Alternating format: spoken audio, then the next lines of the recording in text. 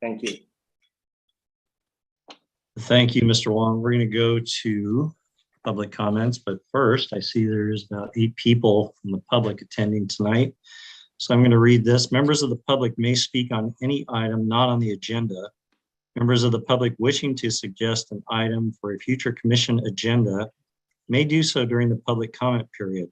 The Ralph M. Brown Act, the state local agency open meeting law, prohibits the commission from acting on any matter that is not on the agenda. Speakers are limited to 3 minutes each.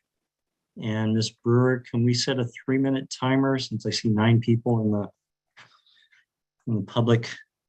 And we will go to the first person. I see a couple people with their hand up. Let's go to Ms. Haggerty. You have the floor for 3 minutes. Hi, can you hear me? I can hear you just fine. Go Hi. ahead. Nice to see you all. My name is Jackie Haggerty. I live at 1528 Hoover Avenue in Burlingame. And I wanted to raise to the commission my grave concerns about the traffic on Adeline Drive. I've been a resident of this street since 2010 and have observed through the pandemic, now that I'm home all the time, the traffic on Adeline has a number of safety concerns. I have 3 children as well. So not only am I concerned for myself and driving around here, but for the concern of children and other pedestrians in our neighborhood. The way that there is a lack of any sort of traffic mitigation at and near the Hoover and Adeline intersection, there is constant speeding on that road. The traffic is extremely high volume in the hours you would expect, considering the Mercy High School traffic that we see. I know that the city or someone else erected some equipment, I assume, to measure traffic patterns at that intersection recently. I was really disappointed to see that it was up, at least in part, during my Mercy High School spring break. So I'd ask that the commission track and make sure that a observation period that is more reflective of what actual traffic is on that road is. I know members of our immediate neighborhood here have raised concerns with the city. A petition was submitted. I'm relatively disappointed to not see any action taken. So I want to flag that to this commission, hopefully to make an agenda item for your discussion in the very near future. So thank you. Thank you, Ms. Haggerty. And we will take note of that. Our traffic engineer has good notes. All right. The next person I see is Mr. Kirschner. You have the floor for 3 minutes. Hi there, Jay Kirschner, resident of Burlingame since 2006. I actually sent this email to the tspc@burlingame.org address and got no response from anyone.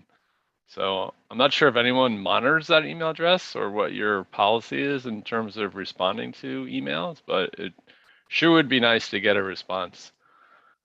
But my issue is that I've recently rode my bike over the pedestrian bike bridge at Broadway, coming from Carolyn down Cadillac Way, and then over eastbound over the bridge, and then ended up in front of the hotel, and then tried to connect to Old Bay Shore. And I noticed that there's just a lack of signage and bike lanes connecting the bike bridge to those roads. And I met earlier tonight with the pedestrian and bicycle committee and expressed my concerns around that. And I think they have an action item to come back to you guys with a list of priority projects. And I'm here to advocate for improving the bike lanes signage and making it easier and safer for cyclists to get over the pedestrian bridge, because riding on Broadway is not a safe or enjoyable experience. Mr. Kirschner, can I ask you a question? When did you send that email? Do you have a I date? said it on Monday. I believe Monday. I can find out exactly. Just a second. Yeah. Okay. 11, 10, Oh. 9th, the 9th. Let me just pull it up.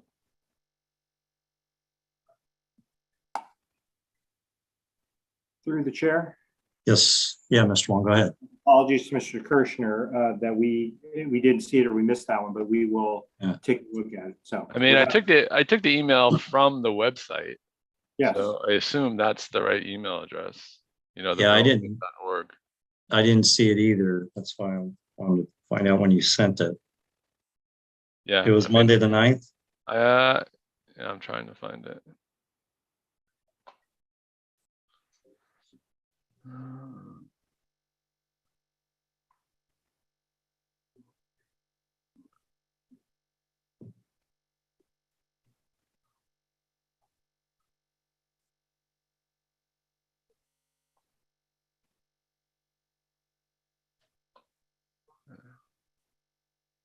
Monday the 9th.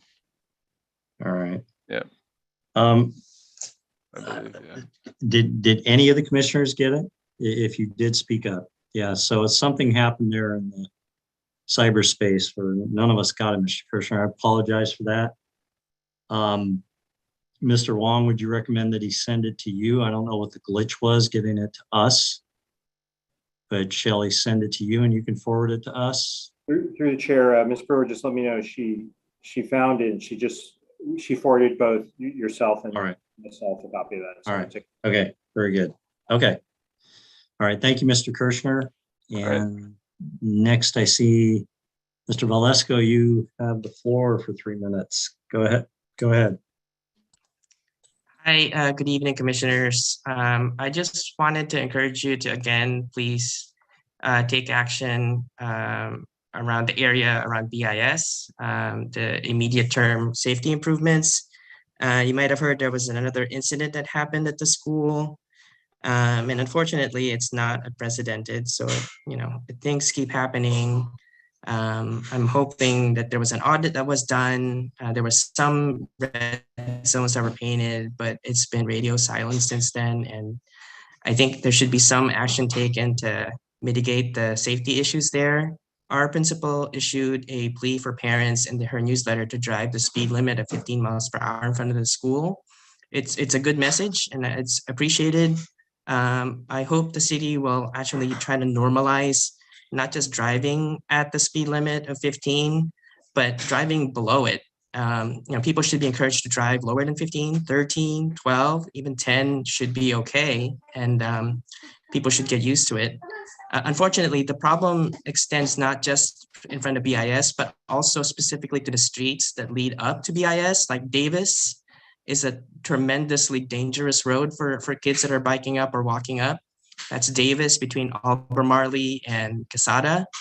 You know, we've ridden there before and parents are definitely trying to pass kids that are just trying to get up to school.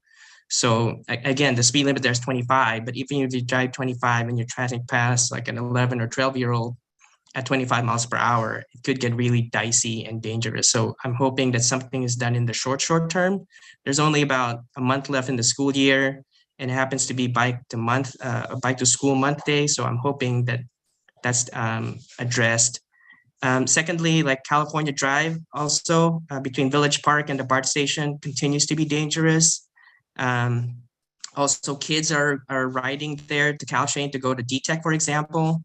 So I'm hoping that maybe not from the enforcement angle, but like redesigning that area to be a little bit safer for the kids, the high schoolers and the commuters that bike to the station. So again, that would be from Village Park all the way to Murchison by the Millbrae border. Thank you. Thank you, Mr. Valesco. And I don't see anybody else in the audience. Okay. Ms. Haggerty, I think you left your hand up. Oh, I see I see E. Riley. don't know first name. But you have the floor for 3 minutes. Go ahead.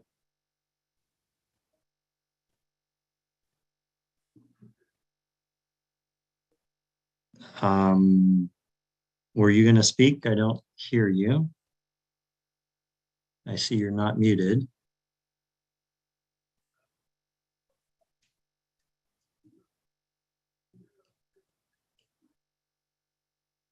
Okay, well, we'll come back to you and we'll go on to Ms. Wong.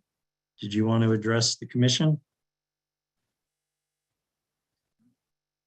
You are muted and your hand's up. There you go. Thank you. No So worries. this is about a traffic safety issue around BIS. So last Thursday, May 5th, I was going to BIS to drop off my 2 kids who are 6th and 7th grade.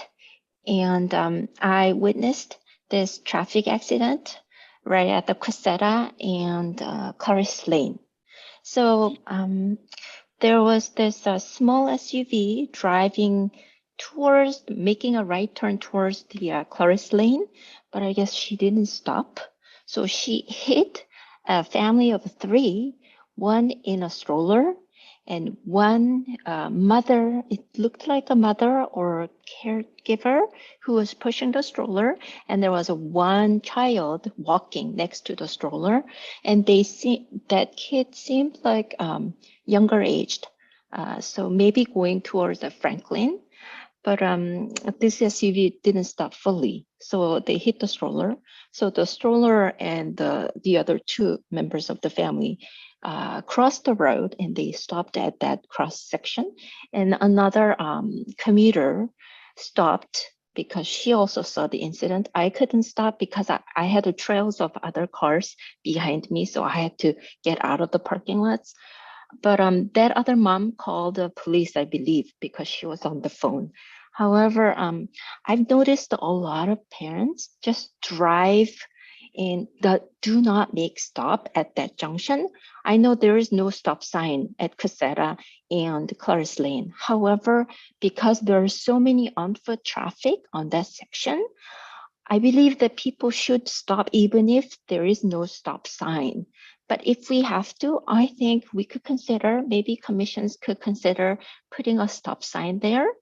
Otherwise, this traffic issue right in front of the school will be out of control. I've been in Burlingame for the past 8 years, and my eldest one graduated from BIS. And even back then, we also had this type of problem. And one time, my daughter almost got run over by this SUV because she was driving so fast.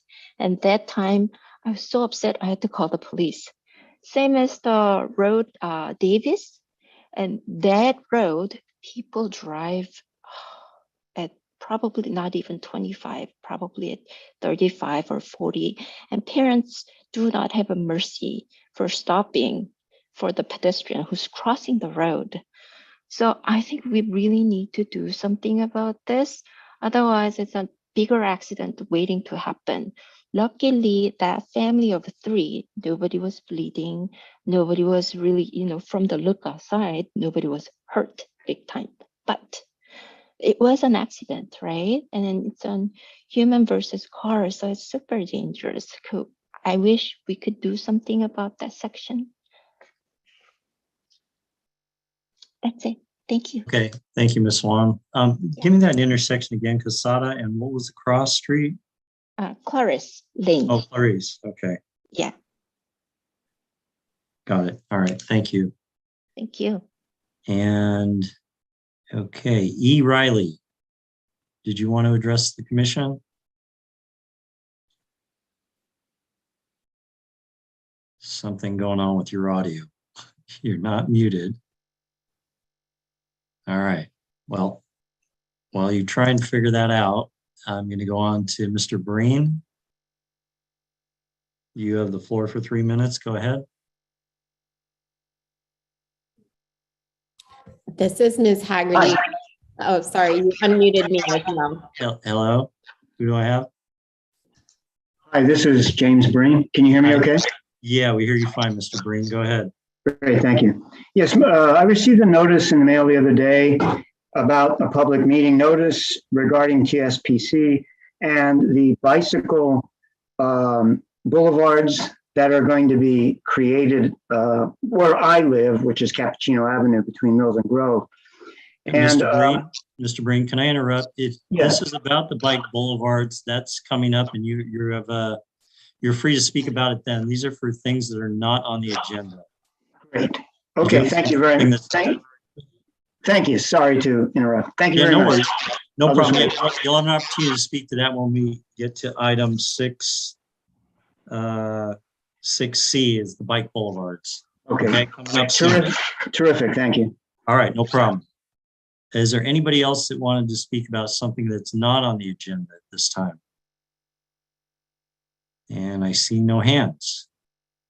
All right, so I'm going to, I see one hand snuck in.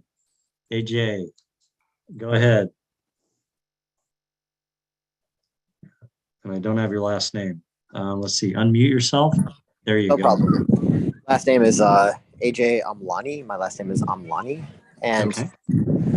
yeah, I just wanted to kind of inquire with the commission about their thoughts regarding all of the additional housing that's going in at Mercy campus. Obviously, the streets are pretty narrow in our neighborhoods, and there's already significant traffic and dangerous driving around our neighborhoods. And obviously with the 3 kids that we have, and then the other kids that are on Hoover and then also up and down Adeline, a significant amount more traffic in addition to the large number of existing garbage trucks and recycling trucks and delivery trucks and ambulances and other things already going into the Mercy campus through our streets is probably going to be a significant challenge, I think, to try to manage. So I was curious if the streets will be widened to accommodate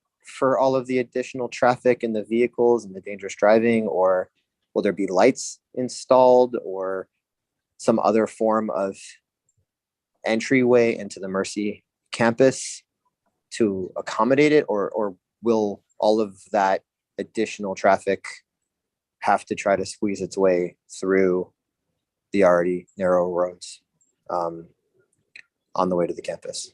That's my question. Okay, so thank you for the question. Thank you for your concern. Unfortunately, Mr. Alwani, it's not on our agenda, so the commission cannot respond to that at this time, but we'll take note of your concerns. And I see our traffic engineer has his hand up. Did you want to respond, Mr. Wong, about something? I did. Thank you, Chair Martins. It was actually regarding the collision at in front over by BIS. I've been just kind of chatting with. Okay, so hang on 1 second. Okay. So, Mr. Alwani, so thank you for your feedback. We'll take that into consideration, and I know there's going to be future studies on traffic and traffic mitigation in that area, and that's all I can say on that. Okay. Well, thank you all for your service to the city. I appreciate it. Appreciate your feedback as well. Okay, Mr. Wong, back to the traffic at BIS. Sure. For Ms. Wan, I did have a question. I've been texting to Sergeant Perna. What date did the incident happen? So we can kind of try to track that. If we can let her speak. Are you there? It doesn't look like talking is permitted for, oh, now it is. Now I'm mute. Okay, so it happened on Thursday, May 5th at 8:06 a.m. Thank you very much. Mhm.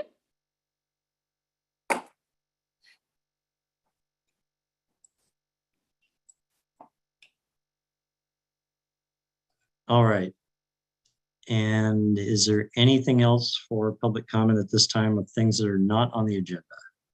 And I see no more hands. So I am going to close public comment, and we'll move on to item 6A, which is our BPAC update informational item. Do we have somebody from BPAC that wants to speak? Ms. Beatty? Yep. Hi, Hello. everyone. Okay, I am going to cover off in a little bit of depth on what we discussed in our meeting. So we know that you all are having a discussion about bike and pedestrian priorities for future grant applications. And we wanted to weigh in with our own top 3 priorities in each of those sections. And so what we discussed was for our top 3 bike priorities, we would prioritize California Drive between Oak Grove and Howard as our first, California Drive between Howard and Peninsula as our second, and then basically the corridor between the Broadway Caltrain crossing and the pedestrian bridge. So inclusive of the little jaunt through Carolan to Cadillac, across Rollins onto the pedestrian bridge. That section of roadway is our third priority. We did want to say that we also have, we continue to have concerns about the northbound California Drive bike lanes north of Broadway. And while we recognize that the city is not going to go back and revisit those designs, we do want to encourage anything that can be done or is within our control to make that stretch of road safer for the cyclists going north. And one of the ideas we had was considering reducing the speed limit to 30 from 35. So we offer that up for your consideration. That is not one of our prioritized projects. For the pedestrian projects, we would prioritize the crossing at Quesada and Clarice that we've heard about earlier tonight as our top priority that is not currently under design, followed by the crossing at Clarice and Sequoia, followed by the crossing at California and Truesdale. So those are our top 3. We also, if we were able to give a bonus 4th, would like to discuss the crossing at Broadway and Laguna, which has had a second pedestrian hit this month, it looks like.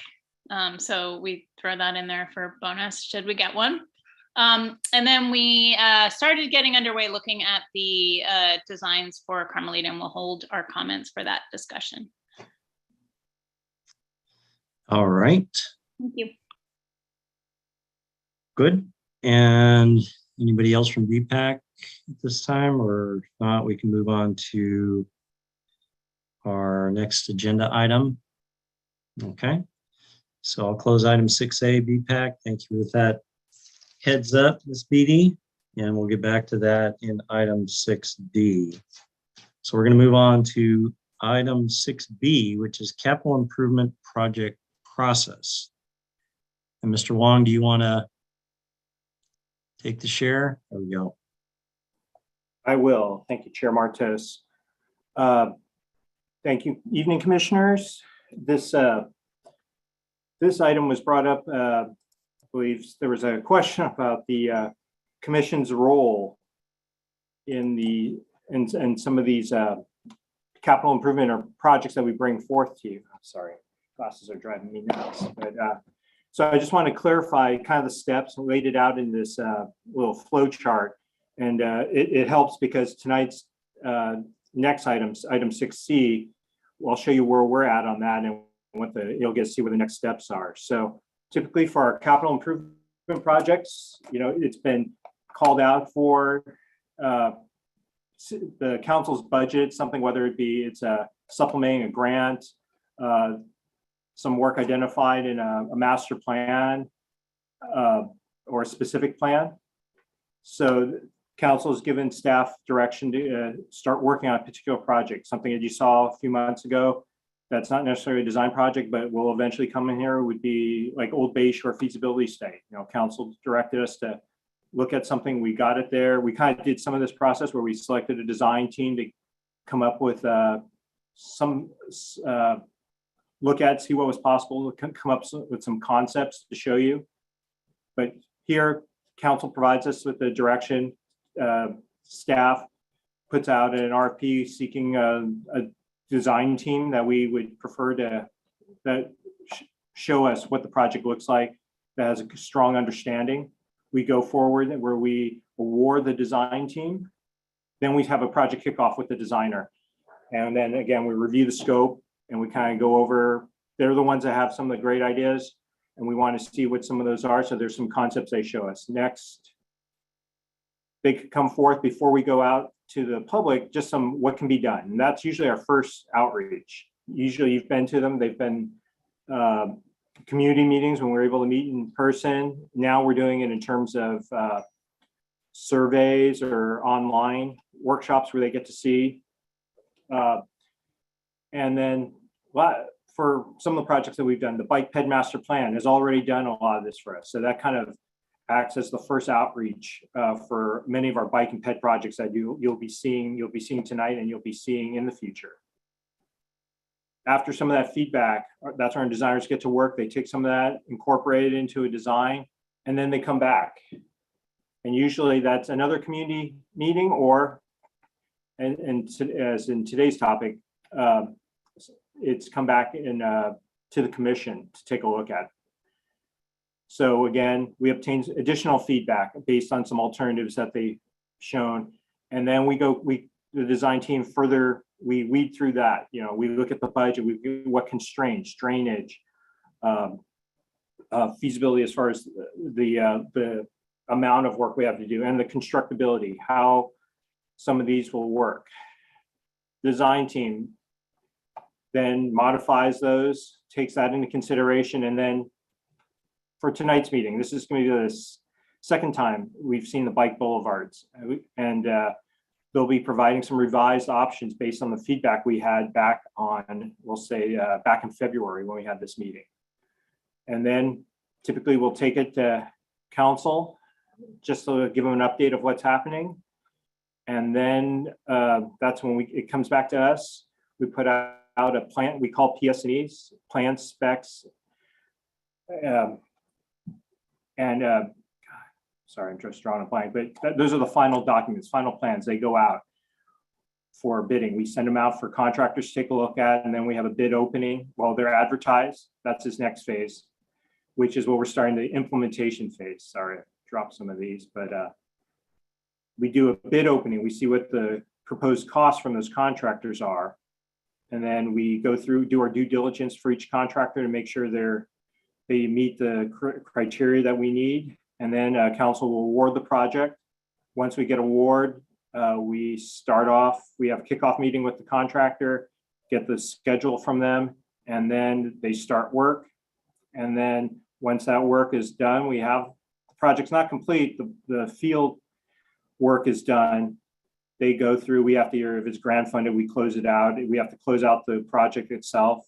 And then the roundabout is a clear thing that's gone through this complete process.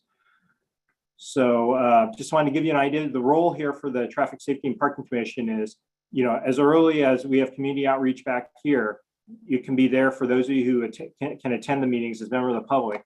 But then we've tried to do as much as we can, at least two opportunities. One, an introduction where you get to see the concepts. And again, tonight, where you'll get to see the revised concepts. So the Traffic Safety Commission usually gets 2, maybe 3, as a former commissioner Wetton like to say, bites at the apple. So we're hoping that we can continue that and move forward with that. Some of them, obviously, some of the resurfacing we weren't able to get through, but we're still trying to incorporate some of the things, maybe even tonight, into those resurfacing plans that we have. It's sometimes a different track we have with those projects, and they have their own timeline, but we're trying to incorporate all the bike and ped improvements that we can into those. So just wanted to go over that, and we can take any questions, which I'm sure many of you may have, and I can call back up the document.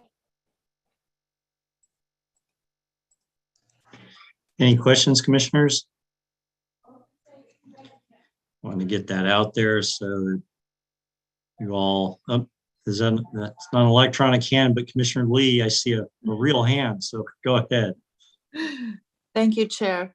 Yeah, I'm on my little iPad, so I don't know how to raise my hand really. So sorry about that, other than this way. Question, just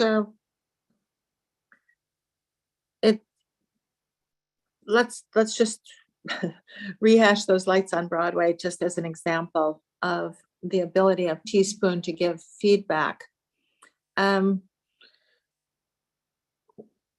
It would be great if we could get the plans, or at least the subcommittee get plans, because a subcommittee, like our vice chair and I were on this Broadway subcommittee, and we were asking for the plans for the Broadway lights, and we were not furnished with them to be able to make comments about it, and we didn't have the details of how things were going to be in the plans.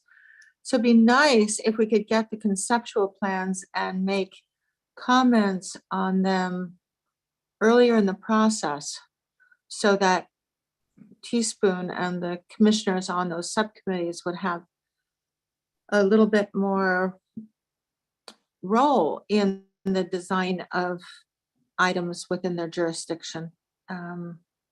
It just seems like it's been very hard to get conceptual plans at the beginning of things, and be able to see them in their entirety. Like, I'd love to see the Broadway Rollins plans, the conceptual plans, which is actually why I joined BPEC in the first place, because of that intersection. Anyway, that is my thing. How can we see the conceptual plans, perhaps just a subcommittee?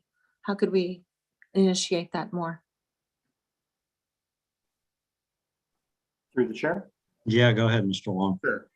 Again, even on those plans, because for specifically that project, tonight you are going to see the conceptual plans, and that's what we're looking for, feedback from you folks.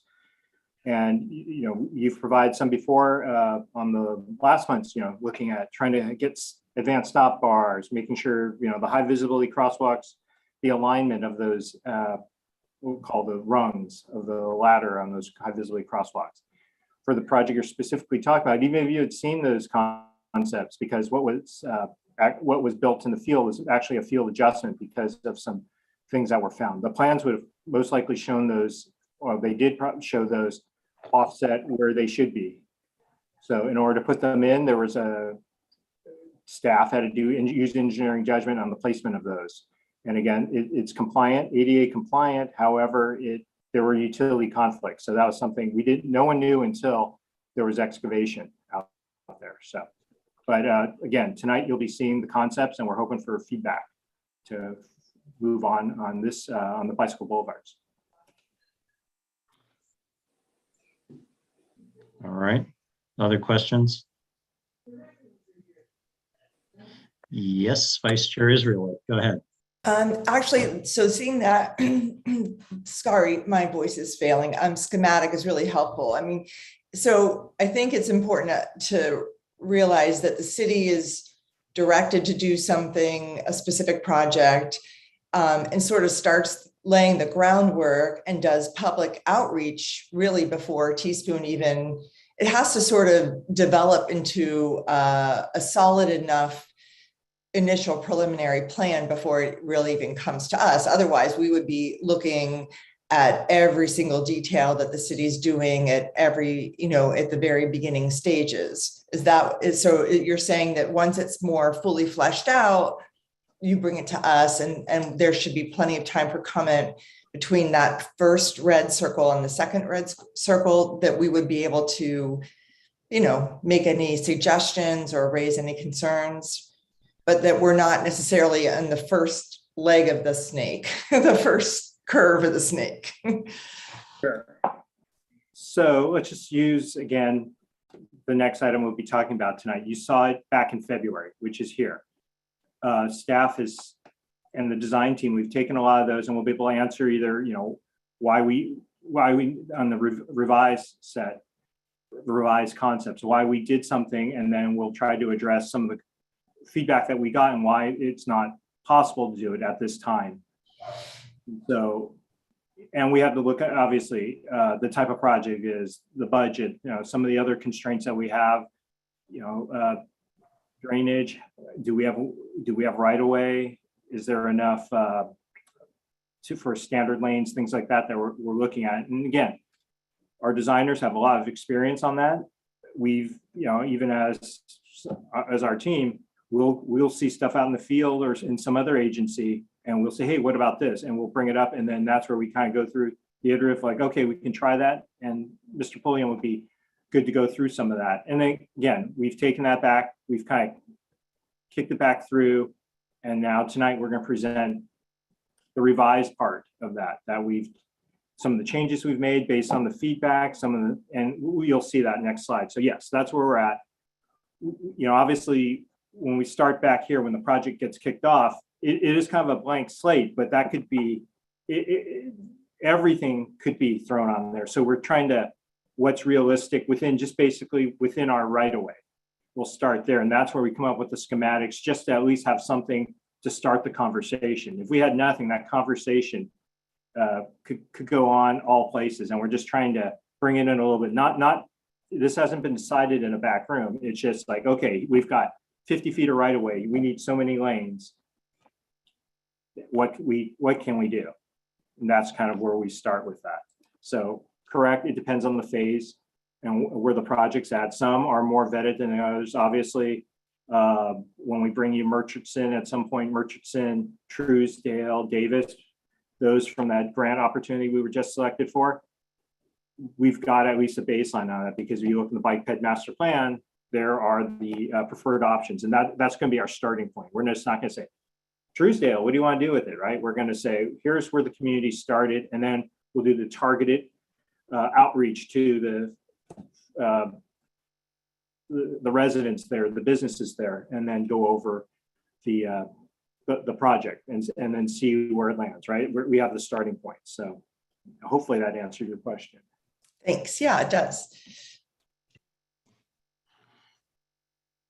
Okay, I think the point here is that we in Teaspoon will see it at least twice. The public should see it at least twice, either through Teaspoon opportunity to view these projects and comment on these projects, or even with public outreach, so that it's a community project.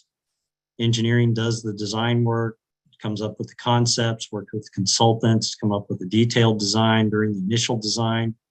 We're able to review that. And I think that's the right time to review it, so that comments can be considered and things can be changed during the initial design. And then the design's finalized, and well, almost finalized. When it goes into the field, there's still some things that could change a little bit, but not much. The basic concept is there.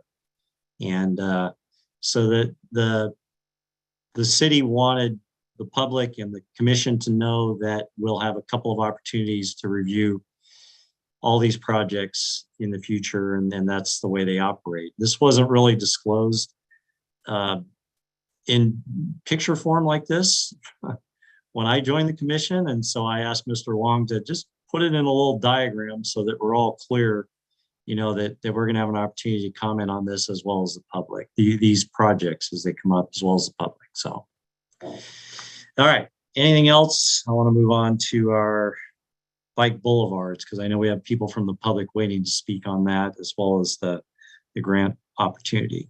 All right. Nothing else. I'll close that. Thank you, Mr. Wong. Appreciate that very much.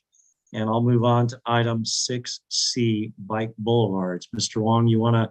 So what I thought we would do here, commissioners, is that Mr. Wong will do his presentation.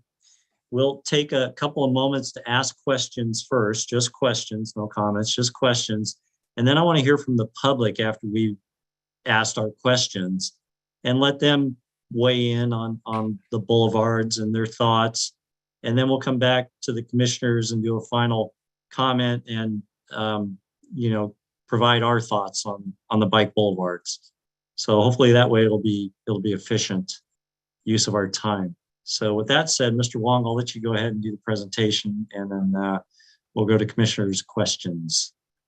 Thank you, Chair Martos, and I will actually introduce our design team. But again, for tonight, we're in the next phase, and what our goal, what we hope, staff hopes for, is we can get some, I won't say resolution, but get some direction on the bike boulevards. Because again, what we're working on now is the template for what we hope to use throughout the rest of the city. Because in the bike ped master plan, there are quite a few, we call them class 3B, which is the bicycle boulevard facilities. And we have our upcoming resurfacing projects, not only this year's, but next year's, that do contain some of these, and it would help our design or our capital improvements team over there to be able to put this on the plans, right? Right now, they ask me what's on there. I'm like, it's a class 3B, but we are not sure what's on there. So hopefully we can narrow this down to what the ultimate will be, and then be able to take it and use it. Hopefully get it on the ground sooner than later. So with that, I will bring back our designer, Kimley Horn, Mr. John Pulliam, to go over it. Please, John. Could I, before you start, Mr. Pulliam, when you refer to a class 1, class 2, class 3B, 2B, whatever it is, could you remind everybody what that means? I've got it written down in front of me, but not everybody does. So if you'll just remind us all when you say, class whatever, Sure. Just briefly, what type of bike lane that is. I will give you a couple quick examples, and then, and if I can't, Mr. Pulliam will show you some, but we'll start at the top. Class 1, that's the facility most people desire. We can't have everywhere because it's a separated facility. It's not on the roadway. Think the Bay Trail is a big one. Next one is a class 2 facility, and that's your standard bike lane, and that's on the roadway.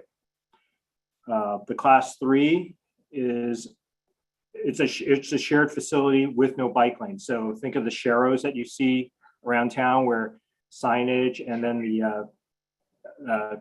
the share arrows are on the ground, indicating that it's a route of some sort where bikes are going to be using it. And then within there, there's also other deviations, like a class 4 facility, which is, and John, you may correct me on it because it always goes out of order, but this is what we're trying to do with, say, California Drive between Broadway and Oak Grove, the facility you've seen some designs for, where it's a two-way facility on there with a buffer. And then the class 3B that we're talking about tonight is it's just sharrow. It's sharing the roadway, but to the next extent, we're trying to do some traffic calming to slow down the traffic in conjunction with these bike facilities. And it's usually these are, I think most of these, well, no, they're both north, south, east, west routes, but that kind of gives you in a nutshell. But, I'll turn it over to Mr. Pulliam. If you have additional questions on that, he's give you a much better explanation. Okay, can you guys hear me? Okay, awesome. Yep. So I'm using two. I'm calling in off my phone and then sharing off my laptop. So, okay, there. Hopefully you can see my screen at this point. Got it. Go ahead. Okay, awesome. I'll just add to Andy's discussion on the class 2. If you can see my arrow, my pointer here. I mean, this is the class 2 that's out on Carolyn Avenue. It's a buffered class 2, and so you see the stripe buffer. And another difference between class 2 and class 4 is this could be a class 4 facility if we had a vertical component to this buffer, and that could be a plastic delineator. That could be making this buffer out of like curb, something concrete or solid. But it's having a vertical component to the buffer, which sets a class 2, which separates a class 4, particularly from a class 2. So with that, I'll dive in. As we discussed, we were here back in February, and we're returning now to discuss and present what we believe are the final and best alternatives for Carmelita Grove, Paloma Mills, and Cappuccino, based on the feedback that we've received from Teaspoon and from BPAC. So real quickly, these are the streets we've been taking a look at. 1- and 2-way neighborhood streets. They're most of them are very narrow, quite a bit of on-street parking. We have some 2- and 4-way stop control that you can see represented here. We have one traffic signal within our study area at Carmelito and El Camino Real. We have heavy commute traffic on Carmelita. That's a major concern. And as we discussed, these streets were identified as Class 3B bike boulevards in the city's 2020 Bike and Pedestrian Master Plan update. So the objective of this project is to modify streets with quick build improvements to address bicycle safety and pedestrian accessibility. We want to provide facilities that are suitable for all levels of cyclists. We want to consider pedestrian safety. We want to use striping, signage, and temporary vertical components to provide a low-cost project that can be implemented quickly. And we want to look at what we've learned from the Lionhood project.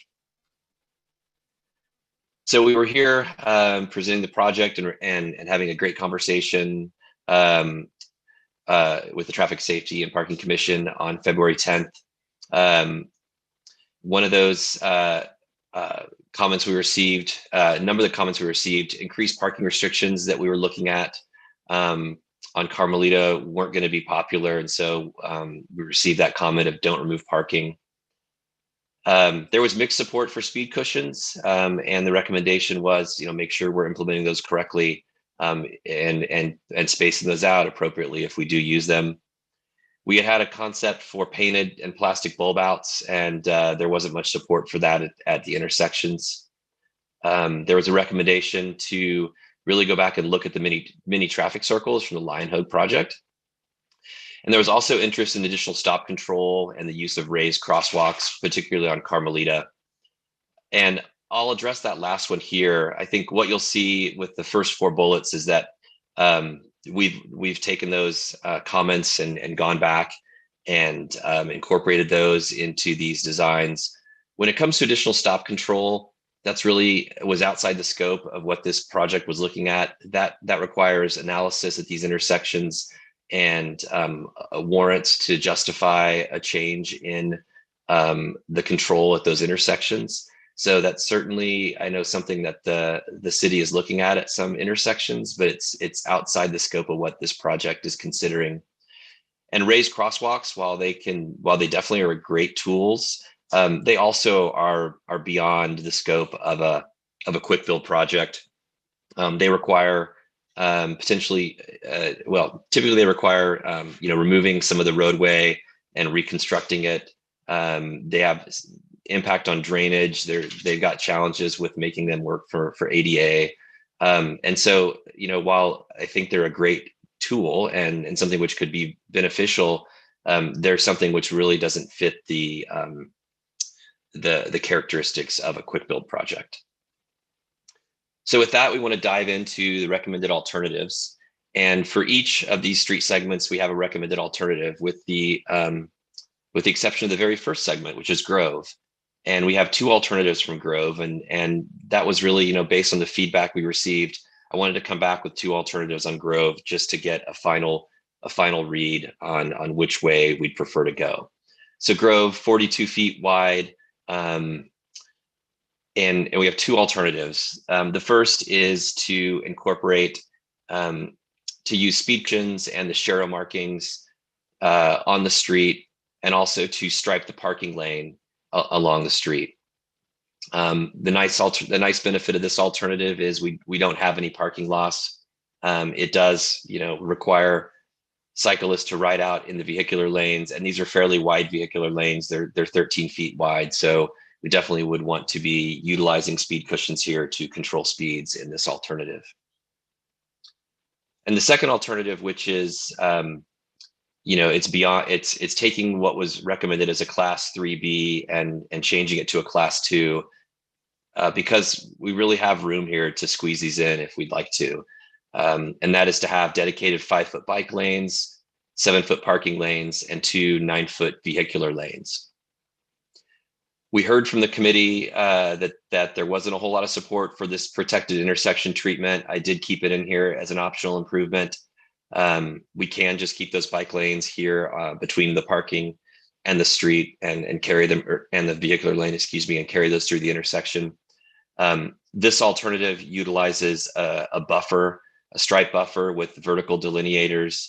It puts the bikes away from traffic at the corners where there's potential for conflict, and it narrows this throat by using this vertical delineation so that cars can't really cut that corner like they could if this was a bike lane. Like down here, they can, and I think we all probably have done this. We've cut the corner and driven through the corner of the bike lane.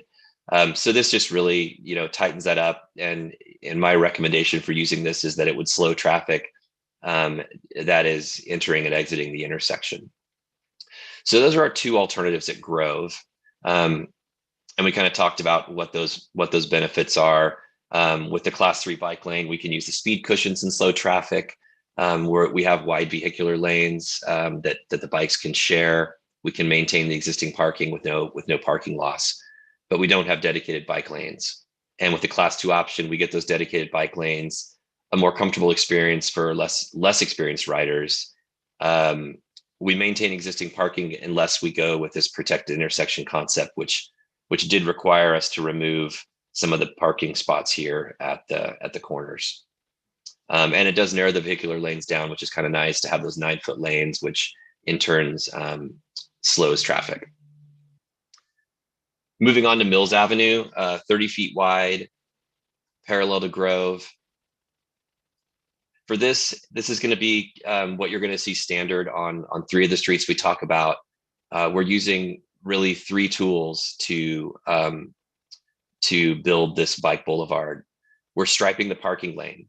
And so by striping that lane, we really provide that feel to the drivers that this road is narrow. It shows them that there's 2 8-foot vehicular lanes here for them to share. We want to utilize speed cushions in addition to that, so that we do control vehicles as they're traveling on Mills, and as we have bicycles sharing that facility with them. And then we'll utilize the sharrows on green striping to highlight that this is a shared facility. One of the other things you'll see in all our concepts is the use of this 444 crosswalk. We talked about this before, but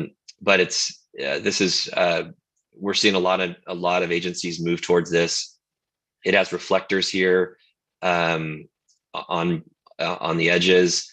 It's got this center area where there is no striping, which is great for pedestrians who might have difficulty walking on a slipperier surface, and this striping can definitely be more slippery. So it gives them a 4-foot wide path they can walk through.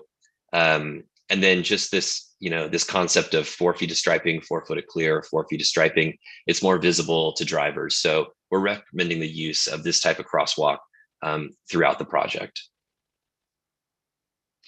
Cappuccino and Paloma are 2 parallel streets running north-south, and we'll see they vary between 26 and 30 feet wide. Beginning with Cappuccino, we have 2 segments. We're going to look at north of Broadway and this block south of Broadway. North of Broadway, you'll see the similar treatment recommended from Mills. We want to stripe the edge of the parking lane, which gives us a 12-foot area in the middle to be shared between the 2-way traffic, which is going to, in and of itself, should slow traffic. We're going to supplement that again with the speed cushions and with the sharrow markings, and again, the use of the 444 crosswalk. When we get south of Broadway, we're recommending utilizing this additional space to actually put in a 6-foot bike lane. We have, again, this optional protected intersection treatment to have that vertical component, so cars are slowed as they make this turn into the corridor. We stripe the parking lanes, we stripe the bike lane, we narrow the vehicular lane down to 10 feet, and we're left with a nice 6-foot wide bike lane, which should be a very comfortable facility for most riders to use. As we approach Carmelita, we end the bike lane and we utilize sharrows to allow cyclists to share and get in front of vehicles that are using these two lanes. Cyclists that want to make a left or go straight would come in here and utilize this sharrow so they can make the left or a through movement. Cyclists who want to make a right turn would come over and utilize the sharrows on this side. Paloma, we're going to see, is very similar to Cappuccino. We have 3 segments: the segment north of Broadway, the 1-way segment between Carmelita and Broadway, and then this final segment heading south. North of Broadway, we have identical treatment to Cappuccino with the parking striping, the speed cushions, the sharrows, and the use of the 444 crosswalks. South of Broadway, we also have a similar alternative to Cappuccino, and that's again taking advantage of this 30-foot width to provide a 6-foot dedicated bike lane. And south of Carmelita, we have 30 feet, and we're proposing to stripe the parking lane, utilize speed cushions, and do have a 16-foot, two-way shared area out here, essentially 2 8-foot lanes. And again, that combination of the striped parking, the speed cushions, and the sharrows to slow traffic through this corridor of Carmelita. Sorry, my dog has decided to announce his presence in the background. Okay, and then I think what we are all most concerned with is Carmelita. We had some great discussion around this last time. Like I said, we talked about a number of different alternatives we could do here, and some great ideas around maybe additional stop control or some raised features that are beyond what we can do. But we did go back and take a fresh look at this and try to come up with an alternative that addressed what we heard from this group. And so we are recommending the incorporation of this 6-foot diameter mini traffic circle. It would be composed of, this picture is not the best, it would be composed of actually plastic curbs that have a radius to them, so it wouldn't look quite as janky as this one looks. Kind of skipping ahead, this is what we envision something like this would look like, with a few exceptions. We'd have this 6-foot diameter raised feature out here in the center with some sort of vertical delineation in it. We have these painted splitter islands for the approach that doesn't have stop control. So on Carmelita, when you're passing through intersections without a stop sign, what would happen is this white stripe that is marking the parking lane would flare out. We'd have to restrict parking here at the corners. So while not shown here, this parking, we'd have some red curb along these corners here as we flare the stripe out. And vehicles would come out, enter this area, and have to maneuver either past this traffic circle and back in, or around this to make turns. The use of this type of feature will impact the ability of certain trucks to make turns here.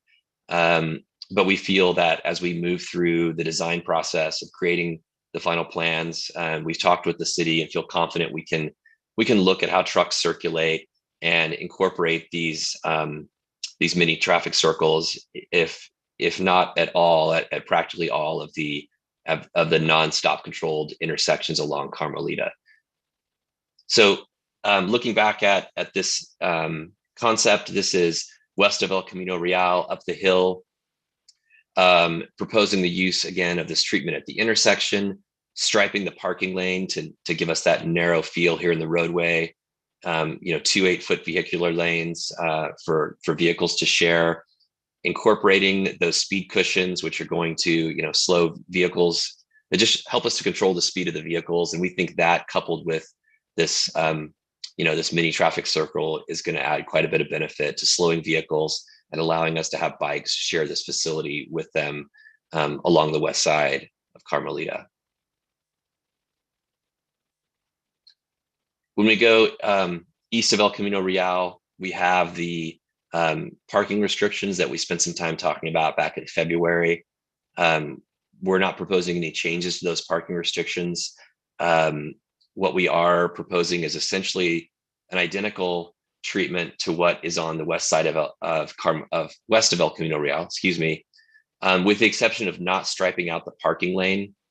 And I think that's something we're open to thinking about. But what happens is when this parking restriction is in place, this allows for vehicles to drive in that parking lane. And so I think when we think about what it might look like to stripe out this type of parking lane stripe through a lane that's going to be used by vehicles, certainly have a little bit of concern with how that could be interpreted by drivers.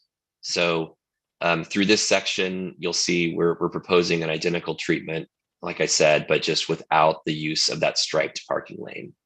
But still incorporating the speed cushions And one thing to note here is we don't show them going all the way across, but these speed cushions we would take from curb to curb, so that when we do utilize one side or the other of this road all the way to the curb, that we make sure those speed cushions continue all the way across, and vehicles can't skirt around that when they're operating during these parking restrictions. So that's a summary of the recommendations that we're making, and look forward to having a discussion with this group.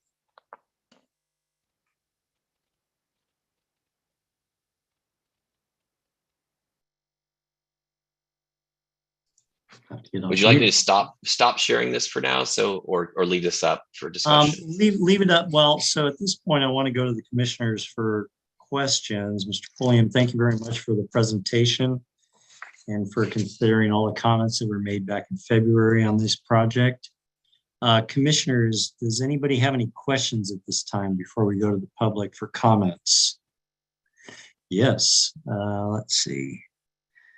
Vice Chair Israel, I see your hand is up. Go ahead. I have first just kind of a general question. The 444 crosswalk, just so you don't think I'm texting friends, I was actually pulling it up on my phone. I just want to get a better understanding. It looks like a much more heavy duty, serious crosswalk that I might expect to see in a more of a urban situation than the suburban situation. Are you saying that that's kind of the general way that crosswalks are going in general, that soon most crosswalks will be like that? I'm just trying to understand implementing them on our bike boulevards as opposed to what we have on the rest of the city, if that makes sense. So that was one question. And then I have another quick question after that one. Sure. Well, I would say there's a lot of variation in crosswalks city to city, from two stripes to the ladder crosswalks. This is a fairly new innovation. I put this picture up because I realized I kind of blew by it without talking about it, and this is really gives an idea of what this looks like.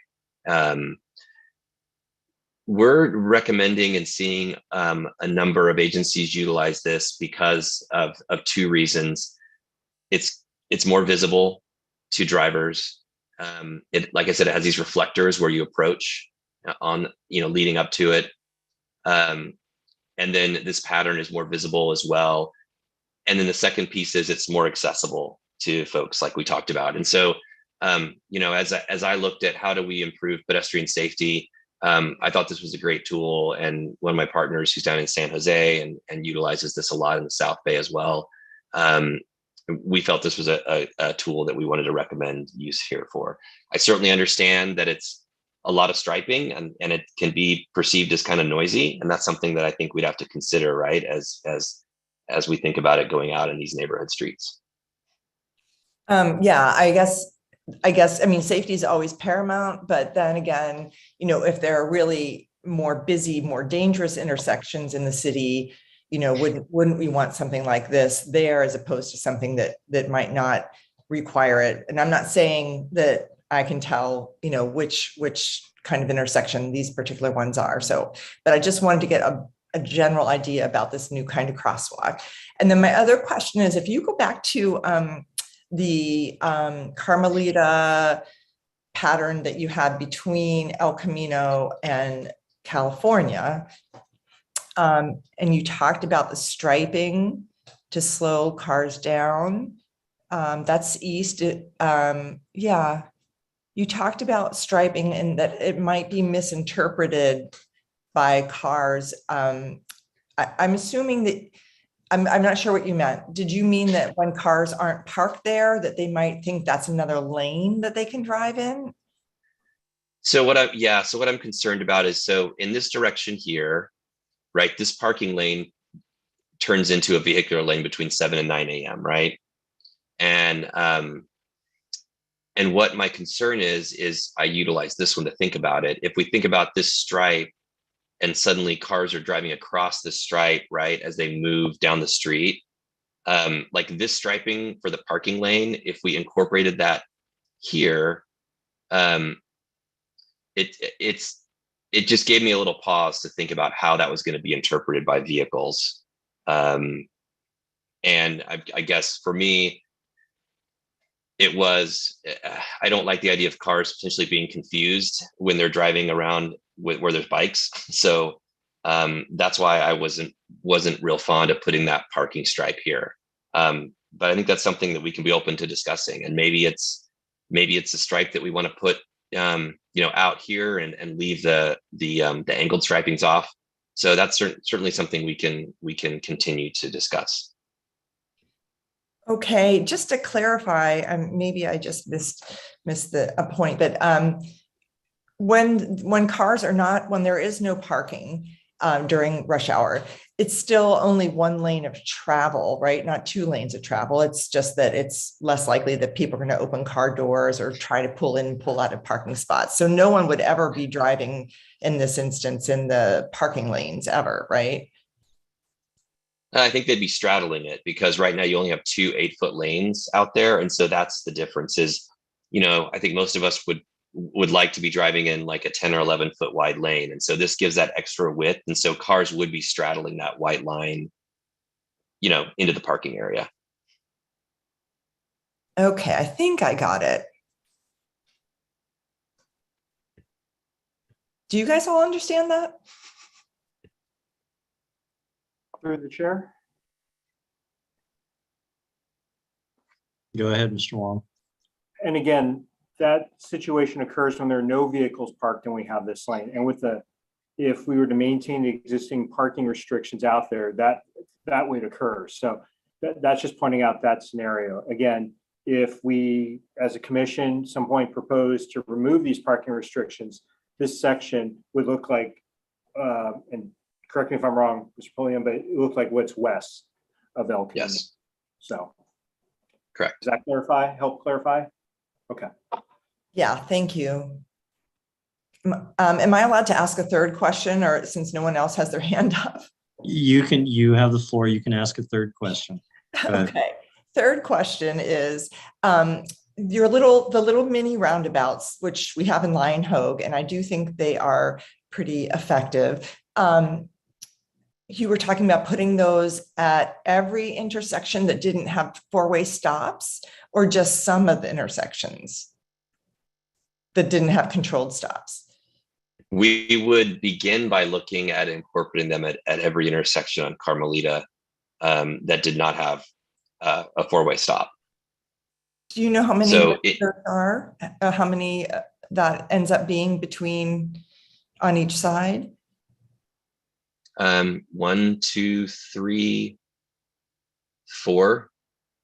Looks like we have 4 here, west of El Camino.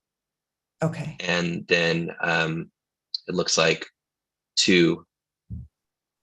I think these are, I'm not sure these are all-way or 2-way. 2 to 4 here on east of El Camino. Okay. So, and I think what I was trying to explain was our intent would be, we would like to incorporate them at each intersection that doesn't have all-way stop control. And what we'd want to do with the city is look at and consider how trucks would be maneuvering, and alternative ways for trucks to make maneuvers and reach their destinations if their turning movements were restricted at these intersections. Okay. I think that's a valid concern, just because of delivery trucks and, fire trucks. Okay, thanks. Mm-hmm. And now I'll actually let someone else ask questions if you have any. Commissioner Lee, I see your hand is up. Go ahead. Thank you, Chair. Yes, I had a few questions. In February, I attended the BPAC meeting discussing particularly, let's talk about Carmelita here, the Carmelita Bike Boulevard. And if you recall, a bike boulevard is designed as a roadway that is designed to prioritize bicycle traffic, not equal with automobiles, but to prioritize bicycle traffic. And so at the February meeting, I'm looking at the minutes. Again, I'm not texting friends. I'm looking at the minutes, and BPAC had requested full-time parking on Carmelita. Instead of this flip it, one side, no parking, one side, no parking. They had requested full-time parking, which I personally think would make the residents in the area very happy because they would have a lot more parking that they could depend on. It would also help to disperse the volume of traffic of Carmelita being used as a cut through, because by nature, the cars would be slowed. That I'm sad to see that the BPACs, those suggestions were not incorporated into this plan. The other thing that BPAC was very clear about, and I also put it in the minutes that I was very strong about, was, Paloma at Carmelita. Paloma is one of the bike boulevards also. And BPAC was requesting a 4-way stop there, not traffic calming, but a 4-way stop at Paloma and Carmelita. And I'm hoping our committee would readdress that. It could be a 6-month trial. And then just like the Sanchez and Paloma stop sign, then the city could go ahead and authorize it on a permanent basis. But it'd be nice to try the 6-month Paloma and Carmelita stop sign, 4-way stop sign there. If it was me and I had a 10-year-old and they were riding the Paloma Bike Boulevard, there's no way I'm going to let them cross Carmelita there with the speeds and the volumes of the motor vehicles. And so since it's a bike boulevard, I think that needs to be addressed with traffic controls, not traffic calming. I wanted to find out from our consultants if the speed raised humps are every single block on all of these plans that they're showing us, because we're only seeing a 1-block segment. And I'd kind of like to hear what's going to go on at Paloma and Oak Grove, because that's an important street when it hits Oak Grove, that bike boulevard. Then also, I believe BPAC requested but there was some kind of at Paloma and Broadway. So Paloma being one of our bike boulevards, Paloma and Broadway, like a bicycle crossing signal so bikes could get across. It's very hard for them to get across there. Those are my biggest things, but I'd like to find out if the speed humps are every block, why BPAC's request for a 4-way stop isn't being considered. And the Paloma Oak Grove intersection, what that would look like. And then my last question is, if we look in this slide that's up, see the center traffic circle, what is the distance from that yellow traffic circle to the crosswalk on the right?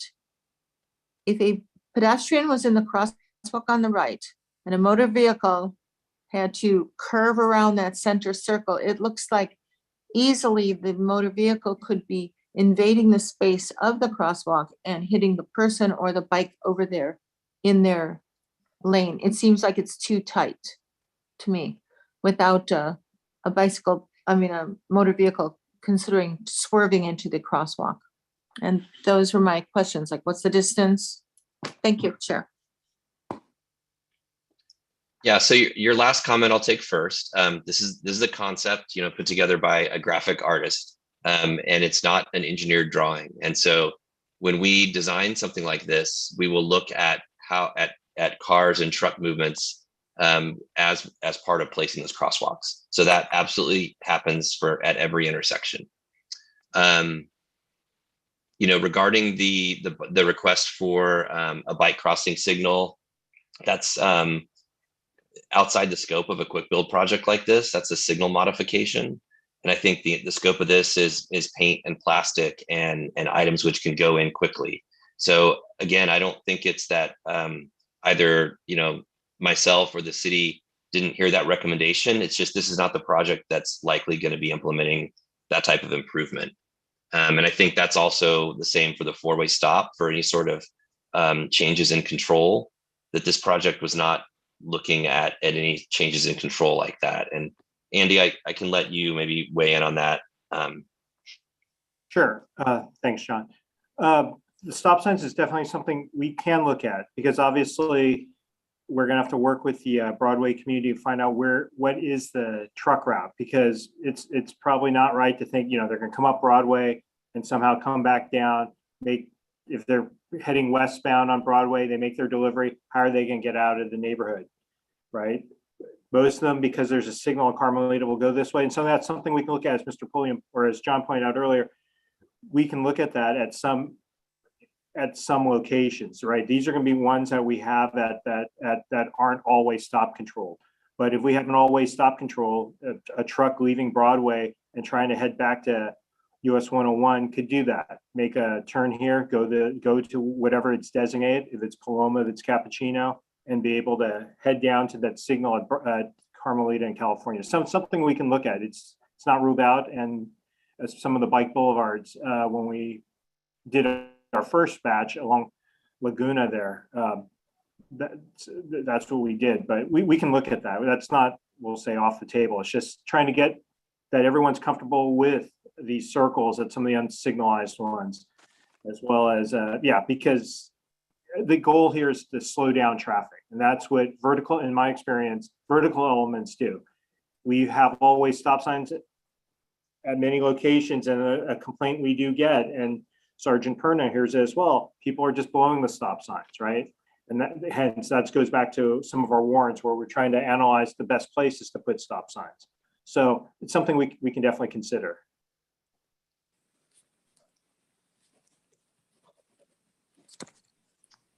Okay, Mr. Pulliam, did you have anything else to address Commissioner Lee's questions? I think the last one was about the request and the changes to the parking. That's something that I think we could, if that's something this body feels strongly about, then we hear that recommendation, and that's something we can discuss with the city as part of this package when it moves forward. Okay. All right. Thank you, Mr. Pulliam. Commissioner Ing, your hand is up. You're next. Thank you, Chair. Just one clarification, and this is a little bit more holistic in nature, but the project objectives to modify identified streets with quick build improvements, to address vehicle safety and accessibility. Just want to clarify that this is meant to be not necessarily just a temporary fix, but supposedly solving a problem, right? This is not. It's supposed to be permanent in nature. Do I have that correct? Through the chair. The quick builds, they get something on the ground. They get folks used to it. And then if the improvements are something that the community, it's working great. We get, most of the support for it. At some other point, we can make that circle could be a real circle. I'm sorry, not a real circle, but a raised one. So something similar, probably not as nice because there's not the room as we have at.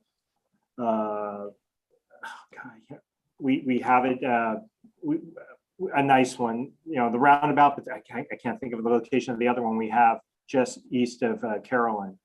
But the goal would be at some point that if the community supports this, we would make them permanent. We also have to look at, I temper that, because as we found out in Lion Hogue, when we run utility lines, manholes, the favorite place that we've located those is right in the center of it. So there has to be some other engineering if we could avoid that, or at that time there might be a different design for some of those, because we're not the only city that has manholes in the middle of an intersection. But yes, that's the quick builds are temporary, meaning a year or two, and then we could look at it again. Some of them will.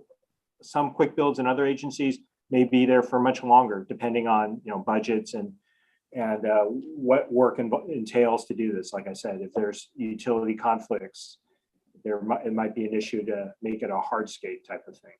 Does that clarify, Commissioner Ing? It does, because a lot of the intersections in the streets that were in scope of these projects, they seem to be part of larger kind of other focus points for many of us. So I'm just trying to understand, does this basically kind of put the Band-Aid fix on it and then we move on to something else? Or is this something that's more of a permanent solution that will help kind of the broader, kind of wider spanning focus that we will be looking at? So I want to make sure we're using our time appropriately here. That's all. Commissioner Rebelos, go ahead.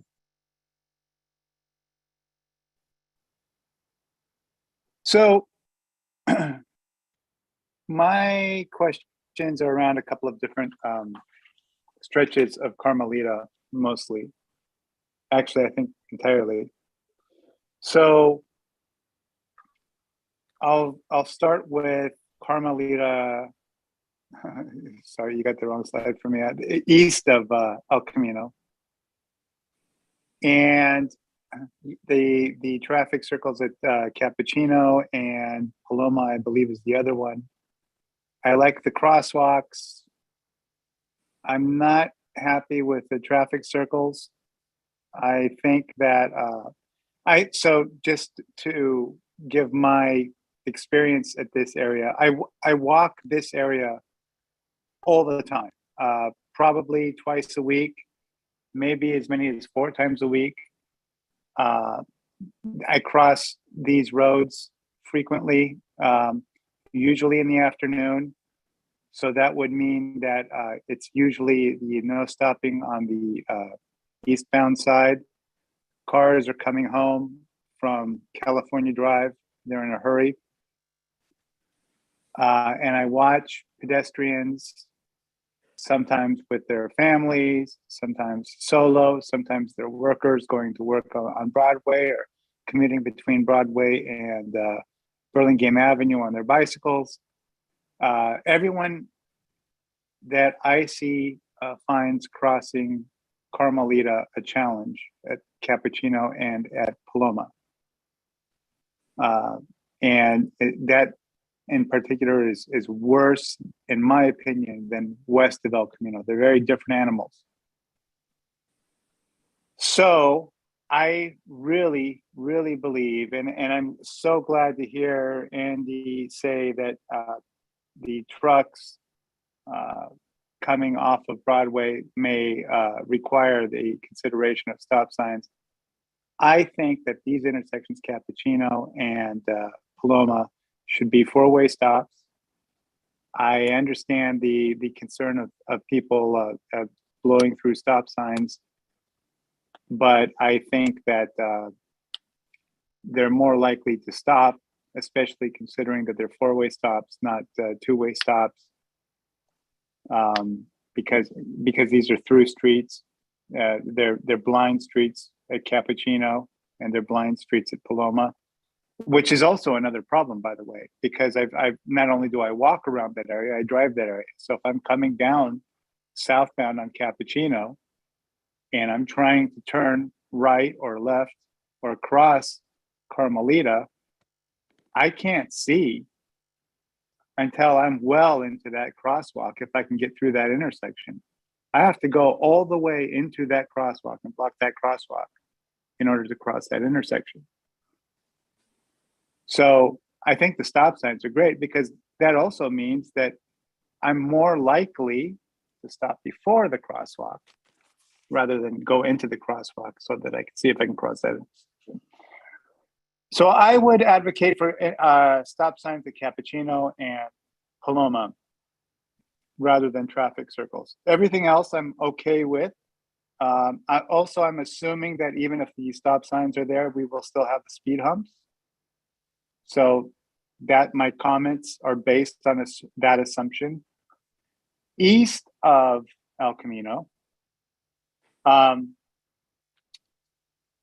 tend to lean to favor stop signs, but I'd be curious to know if the residents of this strip of Carmelita between Bernal and Drake and on either side of it there, that little strip, I know that that is a road that comes out of Hillsborough and allows people from the neighboring city to get to the freeway quick.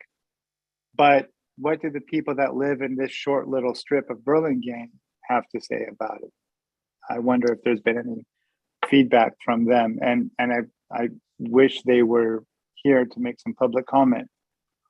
But I would like to know. I'm comfortable just looking at this and I'm thinking, okay, well, it's worth a try. It's worth a pilot. But I'd love to know more about what the people that live there think. Those are my comments. I feel most strongly about the area east of El Camino, just for the record, because that's what I'm most familiar with. All right, thank you, Commissioner Rebelos. Mr. Wong, you have your hand up. I do. Thank you, Chair Martos. I just want to indicate we have, for the public comment, we have about 7 emails to read. And some of the folks in the, at the meeting, they've raised their hands. But I do know we have received some comments regarding, hopefully some of those folks, they did indicate to me that they were going to attend this meeting. I live on Carmelita, so you will get your answer regarding how they might feel about the traffic calming elements we have along there. So I just wanted to give you that. All right, we're moving to that next, and I will hold my questions so we can go to the public. Let me see, I need to bring them up. Maybe Mr. Pulliam, can you stop sharing? I can't see my public here. There we go. There's my public. There's our public. Okay, the first one I see at the top is Mr. Johns. Go ahead. You have 3 minutes, Mr. Johns. Yeah, go ahead. Hi, thank you. My name's Gavin, and I live in that short little strip that was just described on Bernal and Carmelita. First of all, I love this initiative, and I really appreciate this group. As I probably don't need to explain to you guys, hundreds of folks walk down this specific corridor every day, specifically elementary school kids walking to Roosevelt Elementary School. So I can't emphasize enough how important it is to slow traffic here, which is why I'm super thankful for all of y'all. I have basically three topics I want to talk about. One is to confirm that Carmelita traffic calming elements are going to be at each block in this corridor. The other is I'd like to understand the trade-offs between quick build versus permanent. And 3, I'd like to understand other options, essentially. So I'll talk about the first. So confirming Carmelita traffic calming elements at each block. There's over 1,000 feet of unobstructed roadway from Vancouver to Cortez. If it's not at every block, that leaves about 900 feet of roadway left, which I'm pretty sure I heard earlier that the plan is to have it at each block. So I would definitely advocate for that because people blaze through here. It's wild. Second, the trade-offs between quick build and permanent. If it's quick build, I'm curious when we would be able to expect a follow-up for a more permanent infrastructure like curb cuts and planting. Aesthetically, the roundabouts are ugly.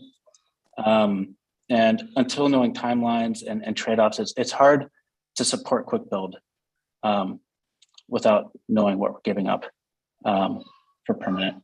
And then third, for other options, I'd be curious to understand if we've considered things like gateways or adding stop signs. Gateways meaning like curb jut outs at the intersections themselves to basically create like a parking moat and a pinch point at each intersection. I felt like I wanted to speak very quickly to get my comments out. I was curious if this forum allowed kind of back and forth, or if it's just for me to kind of speak my piece. So I will allow our traffic engineer or Mr. Pulliam to respond to your 3 questions. There's no real back and forth here. Did you have anything else? No, that's it. I think I articulated it. Thank you very much. You're welcome. You're welcome. Mr. Pulliam or Mr. Wong, would you like to address? John? Okay. Yeah, absolutely. The intent is to have these improvements along every block. So apologies if that wasn't, clear during the presentation. Then as far as other alternatives we looked at, we, at least for the work that I've been doing, I mean, we were really focusing on quick build. So we're focusing on paint and plastic, and we looked at some other alternatives. We looked at some painted bulb outs using some plastic vertical delineators. That was not a popular option to do that at the intersections. And so, as far as gateway or other types of features like that, those would be considered, permanent improvements, quite a bit more money. And certainly the intent of this project is to go at this with low cost solutions that can be implemented quickly, right on a smaller budget. And then I'll let Mr. Wong speak to the duration between this and permanent improvements. Sure. Thanks, John. Again, the quick builds are to get them in there, get folks comfortable with them, and then we'll get some feedback back on it. And again, the plans to do this much faster because we're just doing things on the surface. With the permanent structures, it opens it up because you've got to do some survey out there. You got to find out drainage,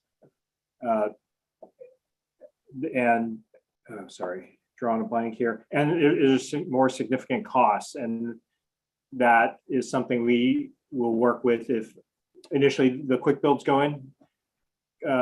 Community loves them. That's something we have to then take that decision to council, whether we have funds to incorporate more permanent infrastructure. So that's kind of timeline. Again, 1 to 2 years. We'll look for some of these quick builds. It depends on how many we go in, and it's the cost right now. We'll see. The time now, it's pretty tough given our current budget situation, with Chair Martos was on the call just last night. But for starters, we've got approval to do this and funds to do these improvements. So it's a start. I agree. These aren't the best looking items, but they serve a purpose. They get their function more than form. So hopefully that kind of answers your questions. Yes. Yeah. Thank you very much. I think that definitely helps. I do a follow-up if that's okay. Let me go around, and once everyone has a chance to ask their question or make their comment the first time, I can come back to you, Mr. Johns, if that's okay. Okay. All Sure right. thing. Thank you. Let me give other people an opportunity to ask questions. Ms. Beatty, I saw your hand next. Go ahead. Great, thank you. Thank you so much for this presentation. From the BPAC, we had a couple questions, which I'll ask all at once, and then hopefully you can answer. Really, with this network of bike-friendly accommodations, at the outset, we said we were mostly worried, with the exception of Carmelita, we were mostly worried about the intersections, so that the majority of the roads, Paloma, Cappuccino, even Grove, the danger to cyclists is not in the roads itself, it's crossing intersections. And I'm curious to know from your perspective, what improvements have been made to make those intersections safer? So I'm speaking of, a cyclist cycling down Paloma or Cappuccino, what improvements have been made to those intersections? Secondly, I'm curious why you'd recommend a single lane of bike lane for both Cappuccino and Paloma, and just would like to understand the trade-offs between a sort of a consistent approach of just bikes in the roadway versus a single block, of separated bike lane for those two streets.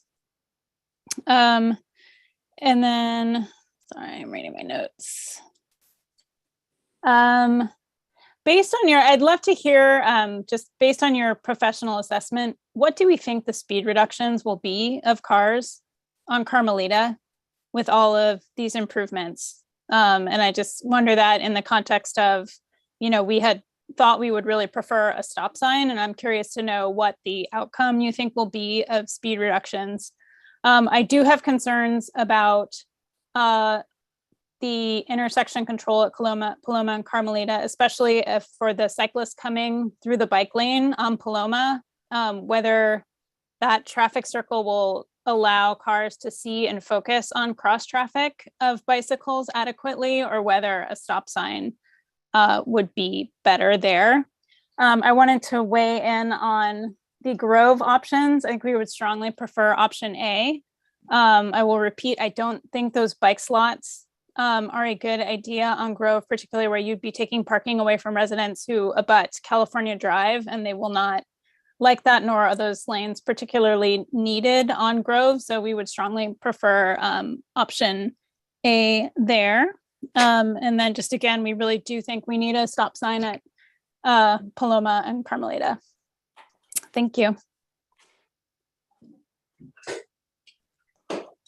Mr. Pulliam or Mr. Wong, do you want to respond?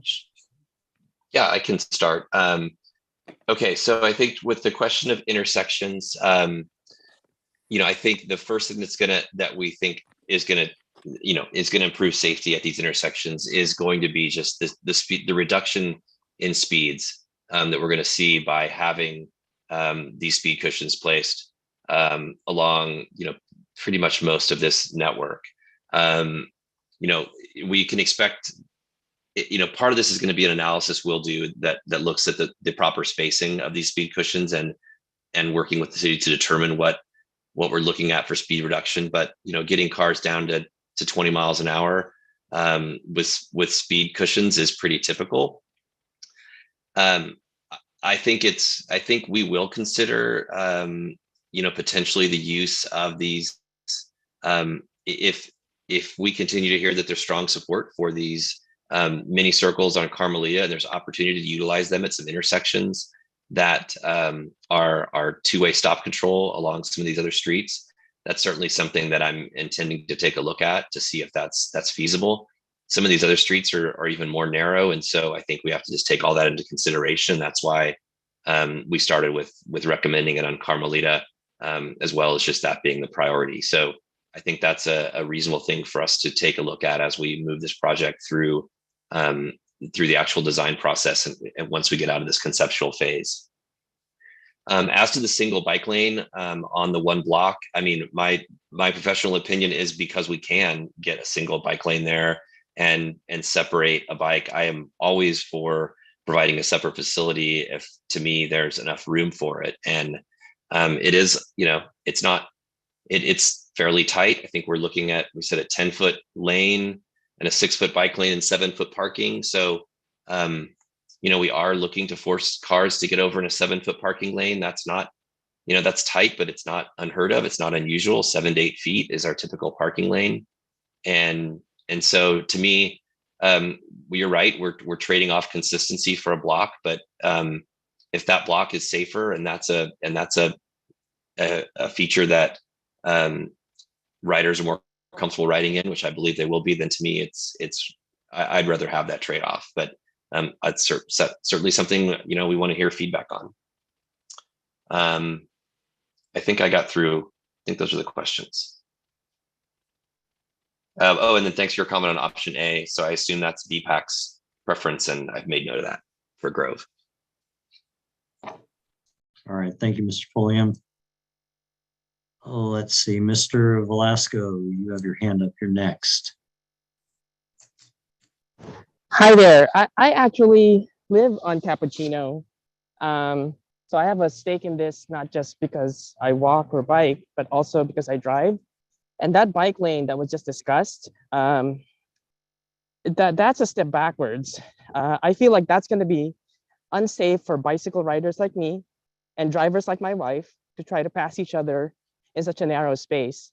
Because I bike there, I drive there, and whenever I get passed by a vehicle there, it's really scary. But besides, there's a post office there.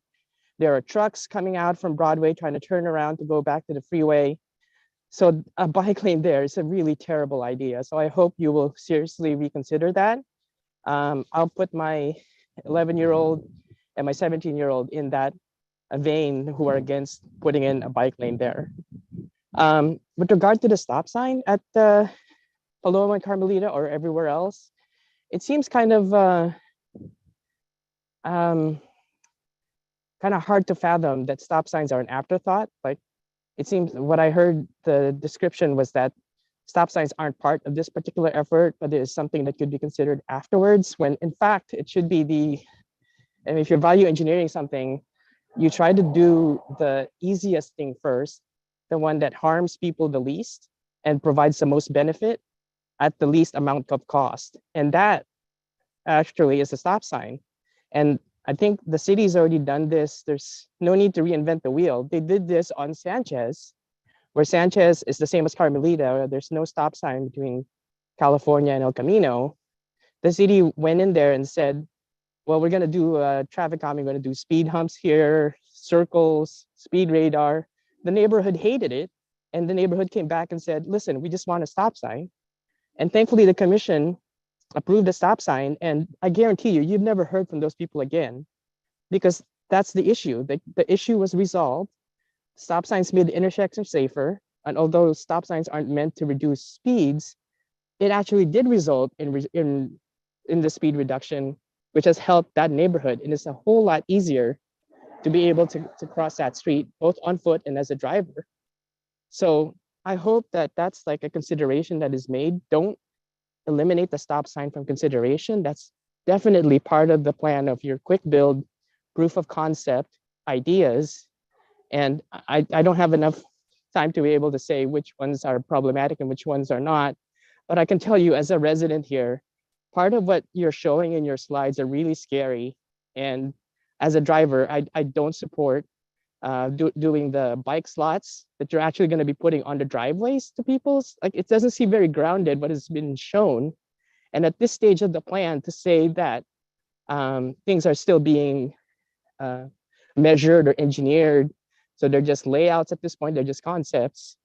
Well, that's kind of difficult, because if you're asking the commission to approve a concept that may end up not being feasible because it doesn't fit, then we go back to the commission again to try to get them to approve something else. So I don't know, it seems kind of a little bit convoluted. So I hope the commission takes its time to think about the options here and the trade-offs, and think about the neighbors like us who live on these streets and see what's best for us, regardless of what mode we take. Thanks. Thank you, Mr. Velasco, for those comments. Let's see. Mr.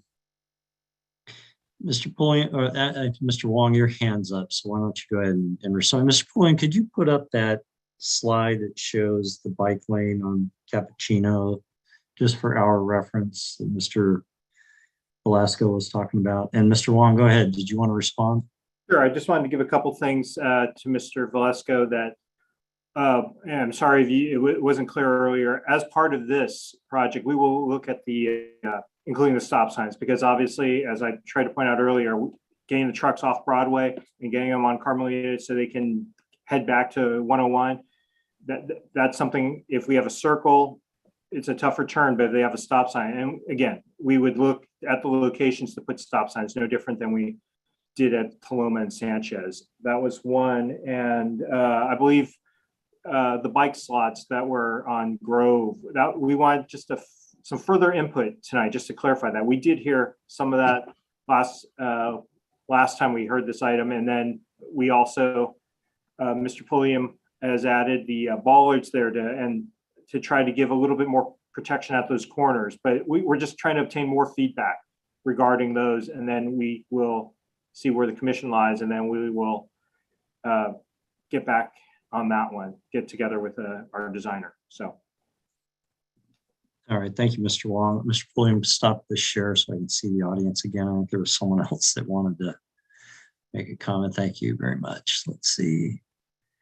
Mr. or Ms. Riley, did you have a comment or question? Go ahead.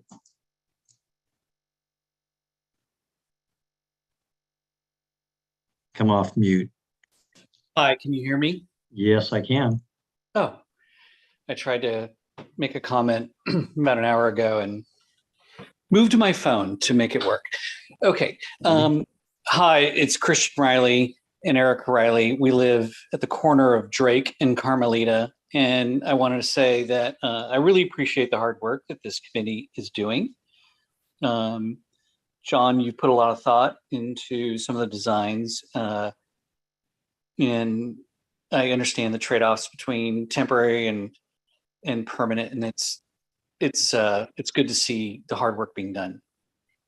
Having spent last 20 years at the corner, I just wanted to provide some feedback to the committee to use in their consideration of some of these measures. Carmelita is a very, very busy street. It is highly walked, highly biked, and highly driven. And the number of large trucks that go down this street to service construction projects in Hillsborough is very high. Semi trucks roll through the street throughout the day.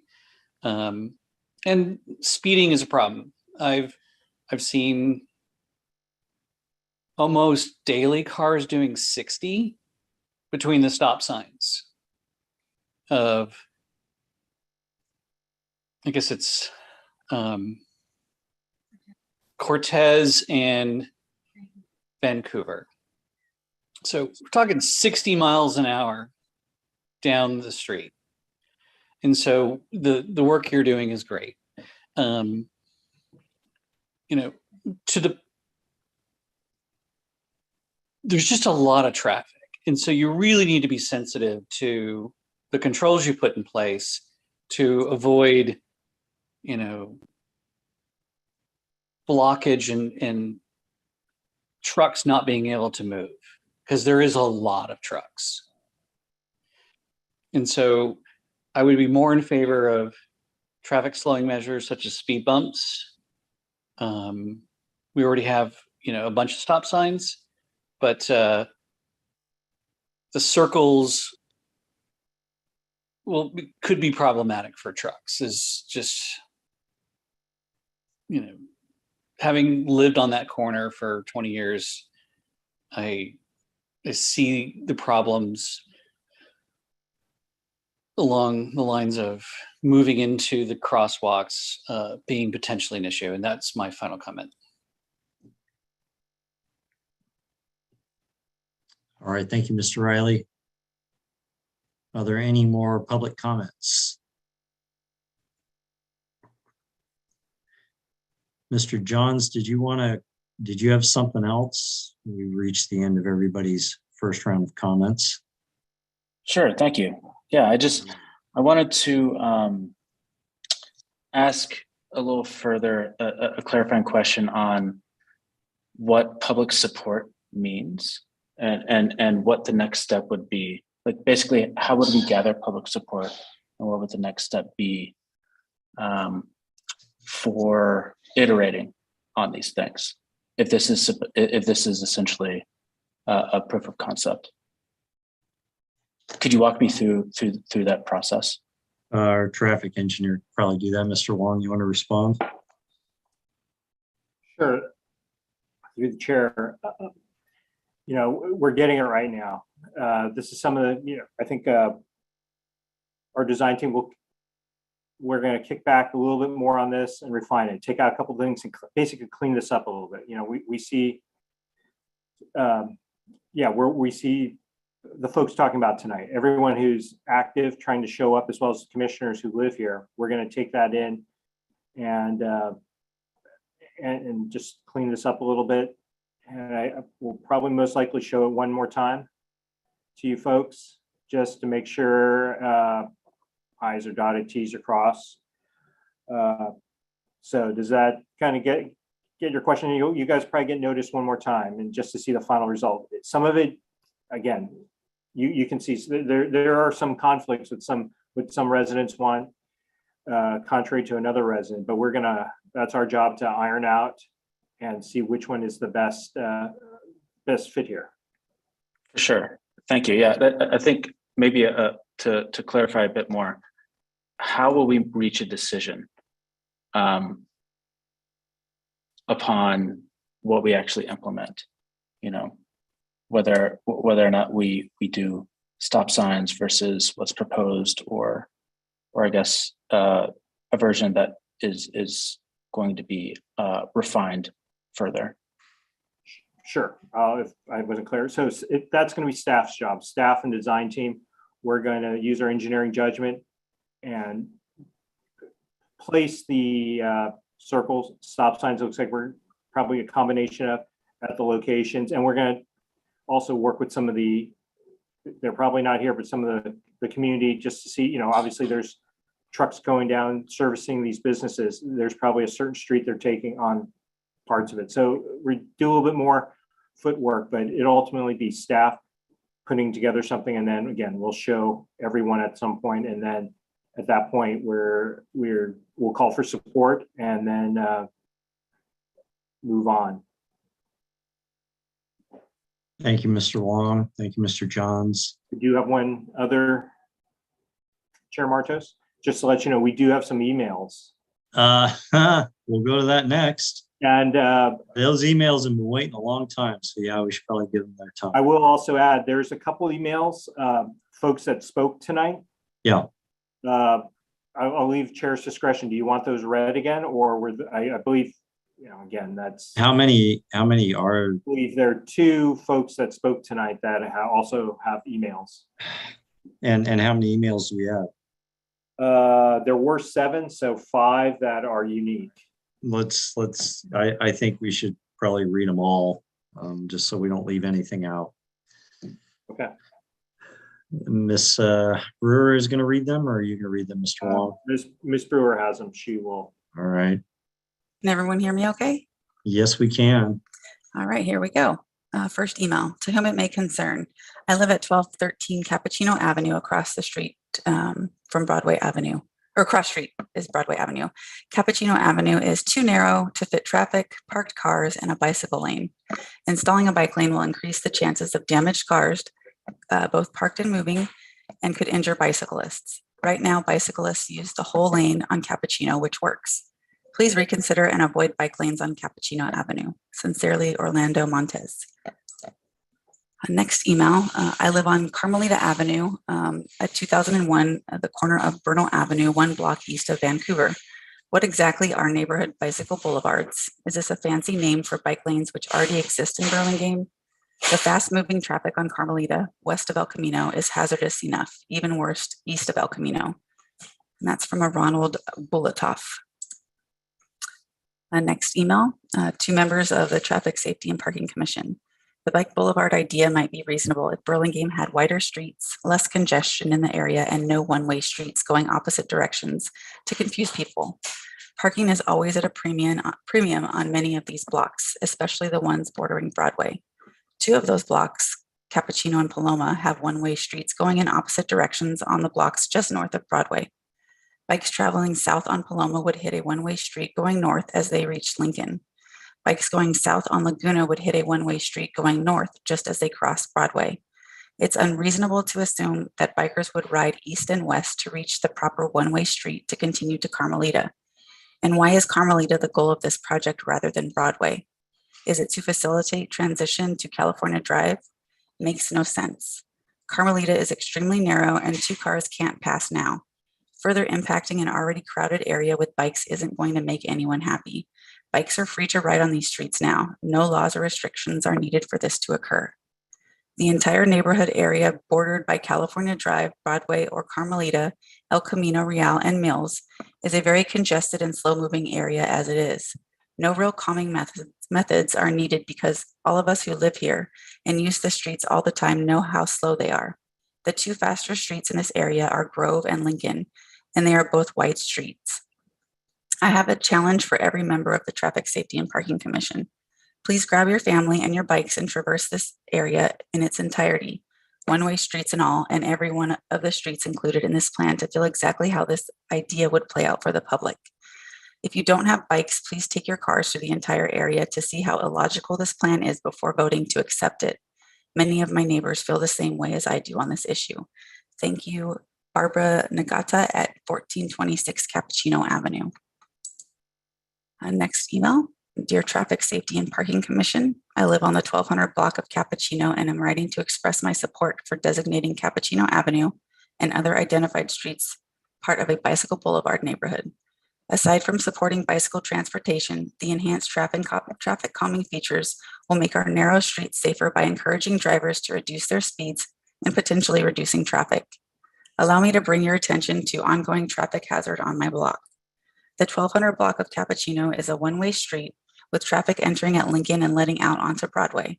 Despite signage on the northwest and northeast corners of Broadway and Cappuccino, drivers on Broadway continue to make turns on the 1200 block of Cappuccino, entering from the wrong direction and going the wrong way on our one-way street.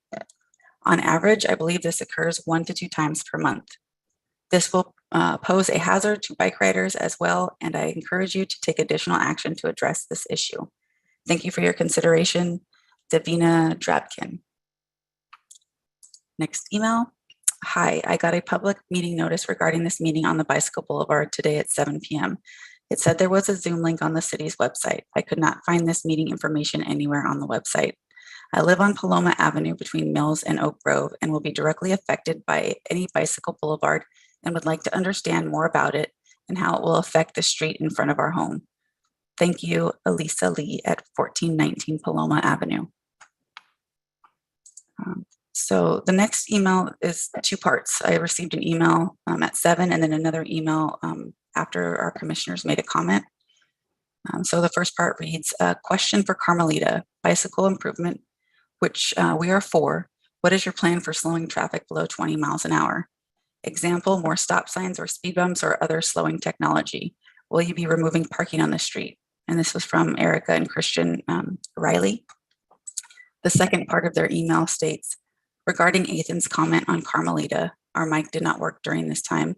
We have lived on the corner of Drake and Carmelita for 20 years, and we feel that stop signs are not warranted, but need traffic slowing features as we find people speed between the 2 stop signs on the west side of Carmelita.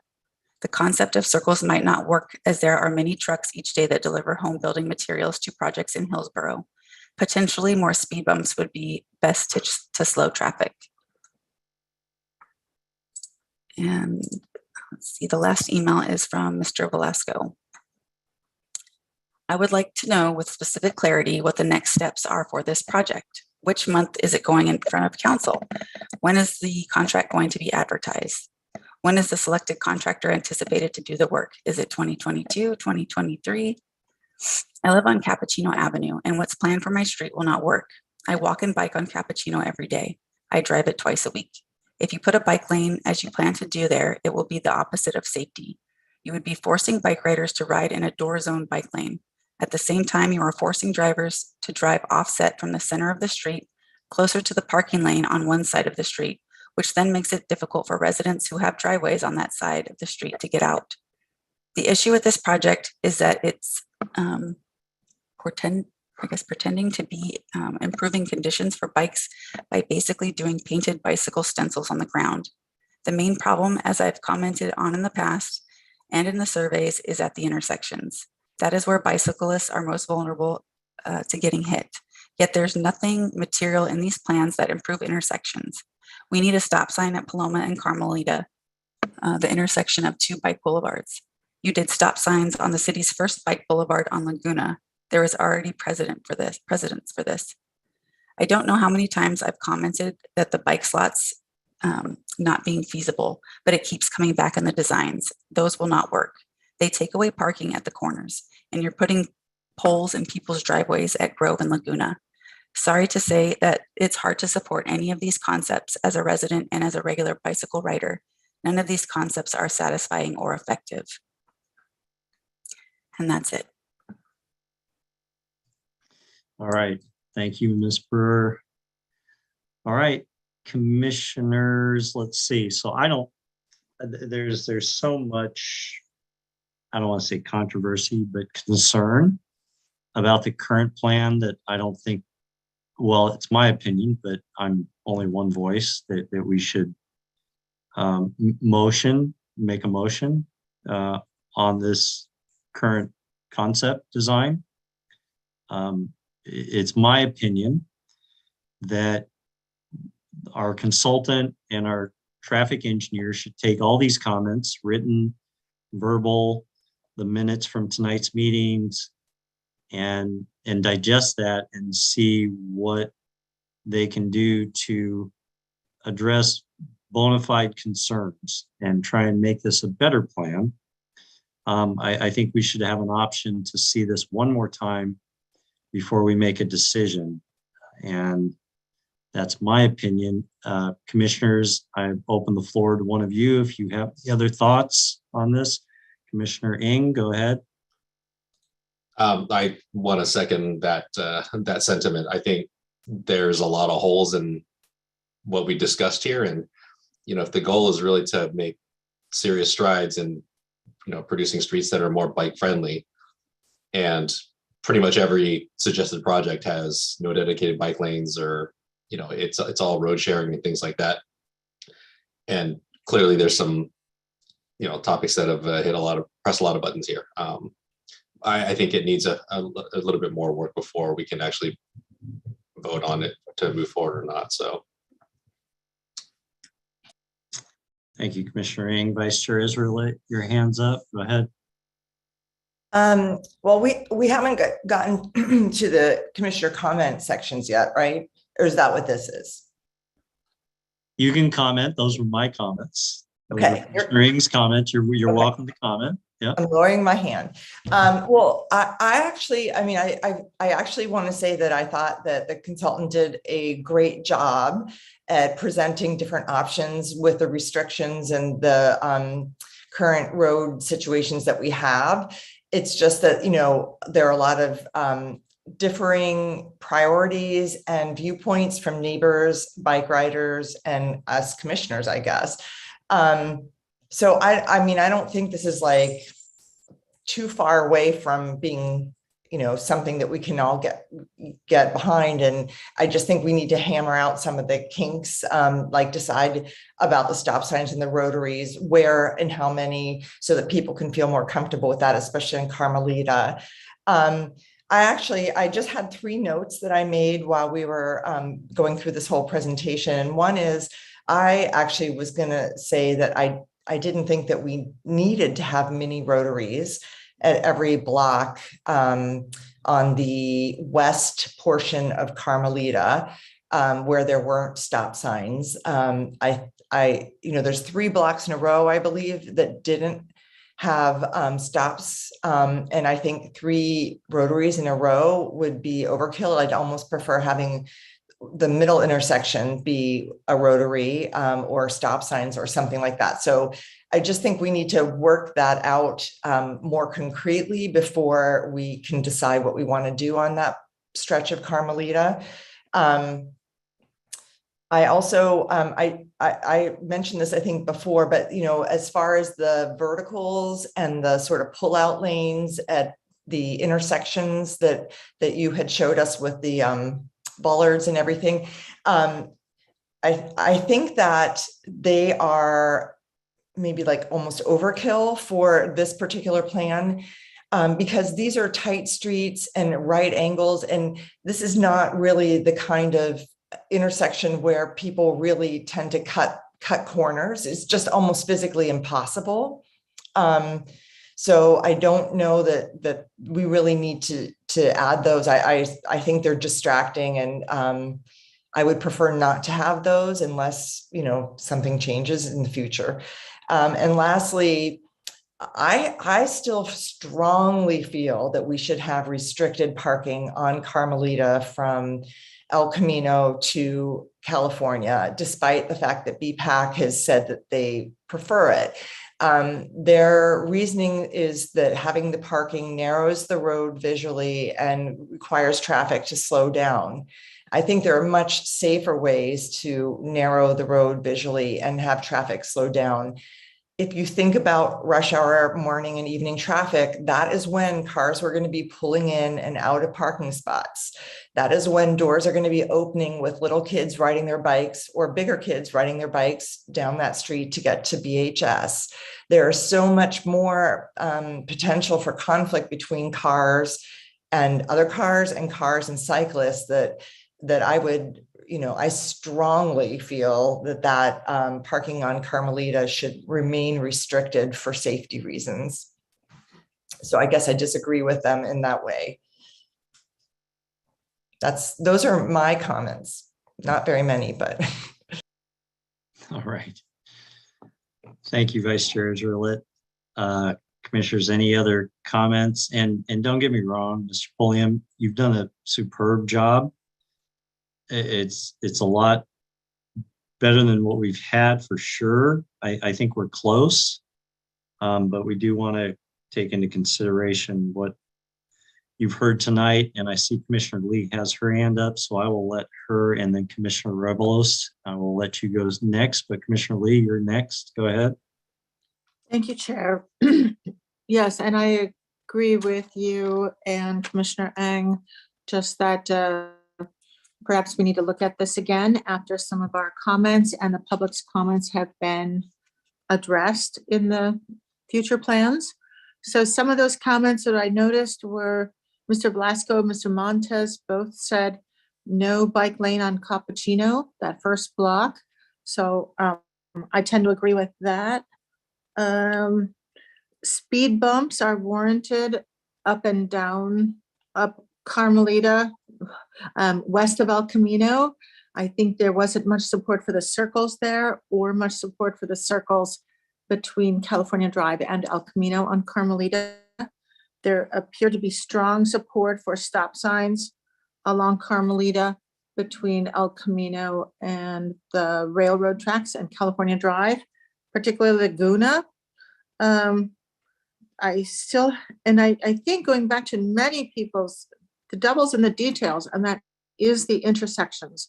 So I would like to see intersection plans, Paloma, Oak Grove, which I didn't get the answer to earlier.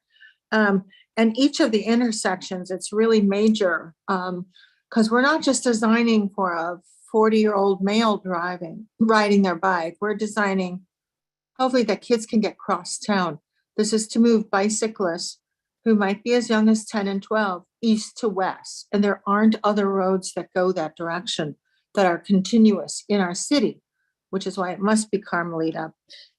As far as safety for people walking and biking, the slower the speed that the vehicle goes, should you be hit by a motor vehicle, the less likely you are to be killed or injured. Of course, children with their primary organs being lowered to the ground, which is right about where a car's radiator and trunk and hood would hit them, would be right in there. Like it hits adults in their legs, a motor vehicle, but it hits kids in their primary organs, their livers, their kidneys, which is why slowing the cars along Carmelita to a really slow pace by allowing parking on both sides round the clock would tremendously help bikes and pedestrians, because if they were hit, which would be less likely because cars are going slower, that they would be way less likely to be seriously injured. And then, it would bring things much slower, and that would be good. So thank you very much. And I hope we get to see this with some of the suggestions in the plans. Thank you. Thank you, Commissioner Lee. Commissioner Rebelos, go ahead. Thank you, Chair. So what I'm concerned about with what appears to be the consensus so far from the commission is that I feel like we might accidentally be undermining the concept of a quick build, which is to do this quickly. And a quick build is not a fix all, it's a fix most of. That's my understanding of what a quick build is. So I'm really concerned about perfect being the enemy of good. And maybe I said that backwards. But one of the things I heard, there were a lot of comments from the public, which I really, really appreciate, was that Carmelita, there's definitely a consensus that the traffic on Carmelita is moving too fast. I think that I honestly, I'm really grateful to staff and our consultant for this. I think that this has really evolved. Again, I don't think it's perfect. I think it's very good, though. I think it's definitely a step in the right direction. And I am keeping in mind that it's a quick build. And from what I heard, what I took from staff is that staff is approaching this with in good faith and with a very open mind, and so, as is the consultant. and that this is not necessarily going to be concrete in the sense that, you know, some of these intersections along Carmelita could have stop signs, which that's very important to me. I heard staff say that they were going to look at the truck traffic, which I've heard a number of people reference the truck traffic along Carmelita. Obviously, I'm focusing on Carmelita. I'm concerned about some of the public's comments about Cappuccino and the driveways and the bike lane. But again, I think it's better than what we have now. And if this is something that we are going to see soon, you know, sooner than later. And when I say soon, I mean in 2022, I don't want to push it too far away, too far down the road, unnecessarily. And I'm afraid of, frankly, I'm afraid of doing that.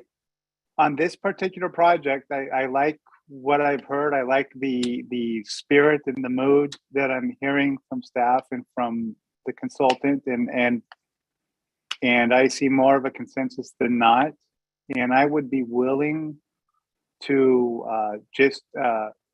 to support a motion to approve this project and to move forward.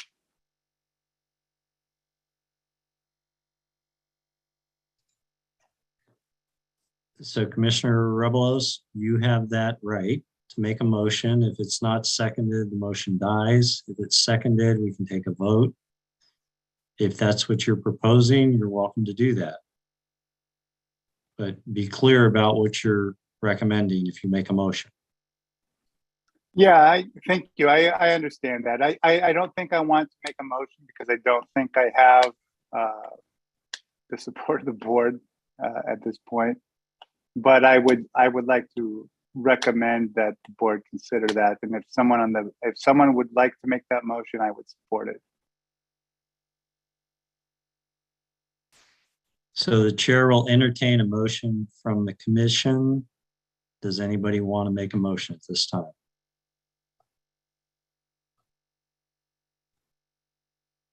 Seeing none, we have no motion on the floor, so we'll just close that. Okay. Commissioner Rebelos, anything else? Thank you for your comments. No, that's it from me. All right. All right. Well, Mr. Wong, Mr. Pulliam, thank you very much for the presentation. A lot of good work there. A lot of good comments came back as well. You know, that's the purpose of this commission, is to allow the public and the commissioners to weigh in on some of these projects. So Mr. Wong is the next. We will get one more opportunity to review this again. Is that right? Yeah, I will check with our director. It may be me solo, but we'll show you. You know, Mr. Pulliam and I will get together with the rest of the team and then kick it around what we heard tonight. I think some of it was pretty clear. Some of it we'll take a look at and see which way we, using our engineering judgment, and we'll go through. But I think we've got it down. Very good. All right. Thank you, Mr. Wong. Thank you, public, for speaking up. We appreciate your comments. And commissioners, Mr. Pulliam, thank you very much. Have a good evening. Appreciate your help and your work. All right. Take care. Whew. Closed item 6C. We're going to go on to item 6D, the grant priority list. Mr. Wong, do you have a presentation for us on this, or do you want us to just give you our top three? All right. Through the chair, I do not. I do have, I mean, hopefully it's not going to be, here is the list. Yeah. But, you know, if you folks have gotten, first, I guess we could check with the commissioners. Has anyone developed kind of a working list of what they saw? If we do that, we could just put them out there and you guys could have the discussion on why you feel which ones, and hopefully a lot of them are in alignment, and then it's a quick one. Yeah, I did sort. Thank you for the sortable list. I sorted, I filtered, and then I highlighted mine, and hopefully others were able to narrow things down that way as well. I did want to give the public, and she's not here right now, but Ms. Beatty from BPAC said that on their the bicycle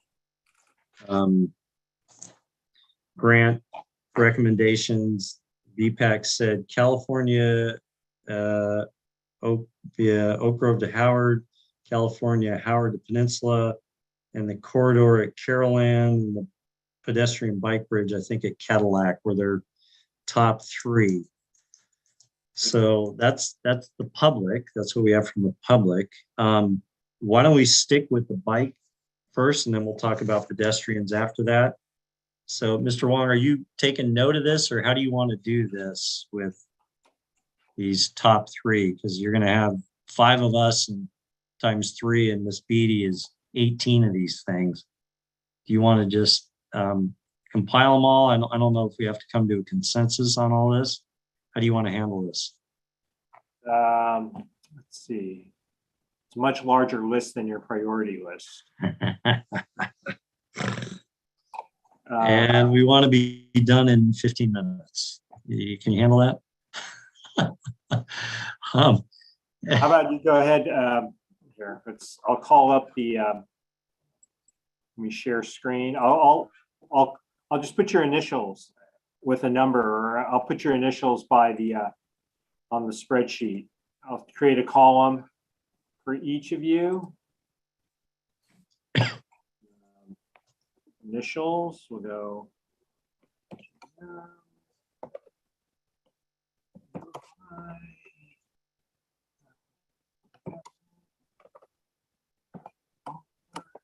And Mr. Wong, your direction was to take out all the ones that say under design, right? Because those are already There's in something progress. we're working on. Yeah, okay. So that's what I did. That was the first thing I did. And then I sorted and I filtered and then highlighted. Okay. All right. Whoever's going first, go ahead and. So Commissioner Lee, I saw your electronic hand go up and you're waving in the background. So I'm going to let you go first. And let's do the bikes first. Yeah. Yes, bikes first. Okay. So I am going to follow BPAC's lead for my reasons, which is because we're already working, we have a bike lane that goes from Murchison, BART, down to Broadway. We're working on plans from Broadway to Oak Grove. So my number one priority is bike lane from Oak Grove to Howard. Yep, that was one. That's number one. And then my number 2 is let's complete it and get our bike lane to reach all the way down to San Mateo's gorgeous new bike lanes. So my number 2 is Howard to Peninsula on California Drive. And then my number 3 will affect both bikers and peds, but it's, I think it's number 9 on the list, but it's Cadillac, getting from Broadway train station over to the Cadillac overpass, the bicycle pedestrian overpass, whether you take Broadway to get there or you take California Drive from Broadway and Carolan over to the overpass, the ped bike overpass. So where was that on the list? So I think it's like number 9 on your list. Okay, they're calling it. Yeah, see, but it goes from Burlingame train station to get to the overpass. And there's only 2 routes you could possibly take. So it's to solve that intersection and to get you over there. And you have to solve it for a 12-year-old. And that's my number 3. Thank you. Thank you, Commissioner Lee, and thank you for abbreviating your comments too. I appreciate that.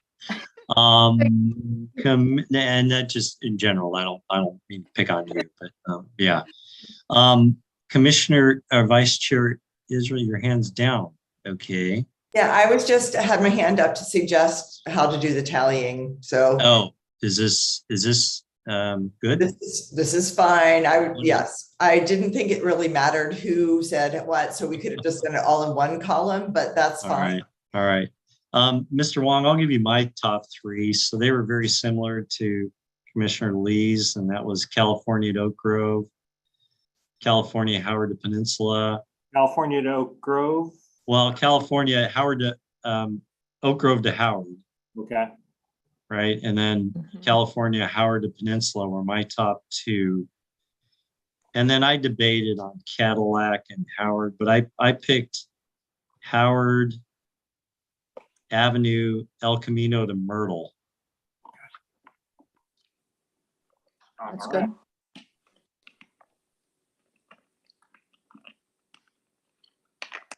As my third one. Yep. Mhm. Anybody else? Anybody else? Commissioner Ing, go ahead. Sure, it'll be easy too, because my number one was California from Oak Grove to Howard. My number two was California, Howard to Peninsula. And then actually just one comment about those two and a bunch of these that are kind of interlinked is that I feel like they're all streets one over or one away from each other that are like half this list.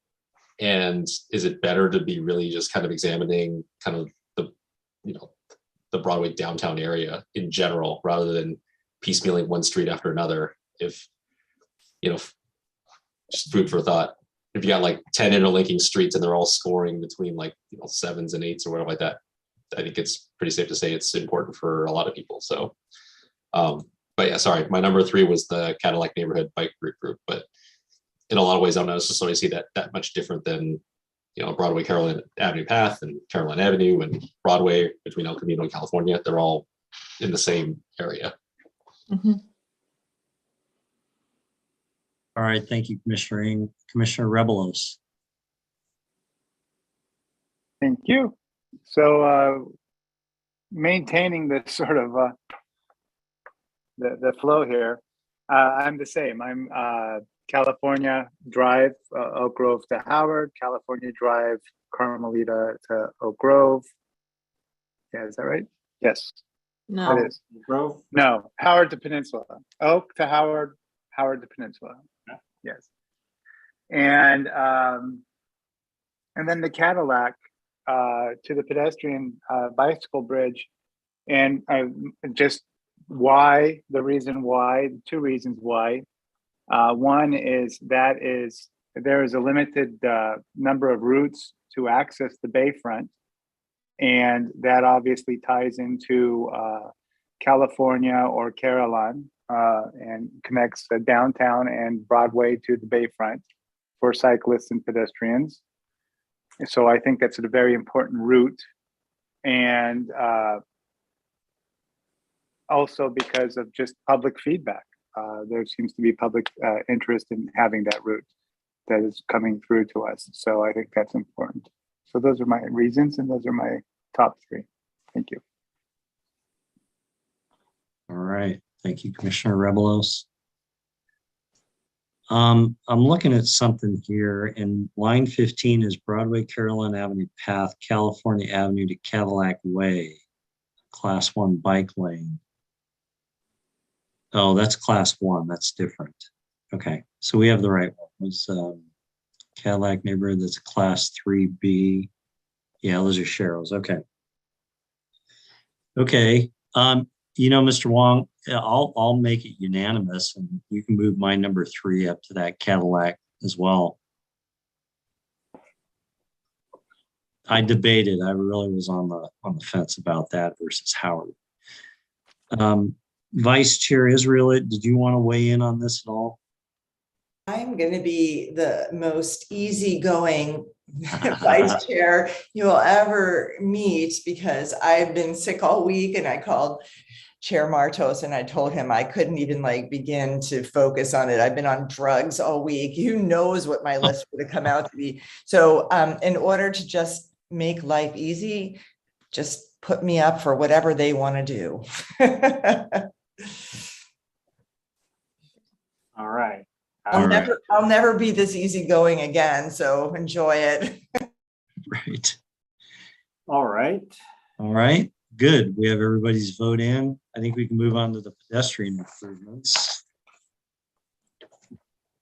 Who wants to start? I can start. So, yeah, again, I had 4 here and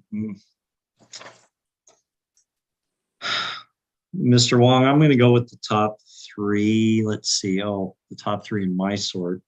I'm going to go with number 1 was Murchison, El Camino. Where is that? That one right there. Yep, that was number 1. Number 2 was Broadway and El Camino, one right below it. And number 3 I had is Burlingame and El Camino. Yep, right there.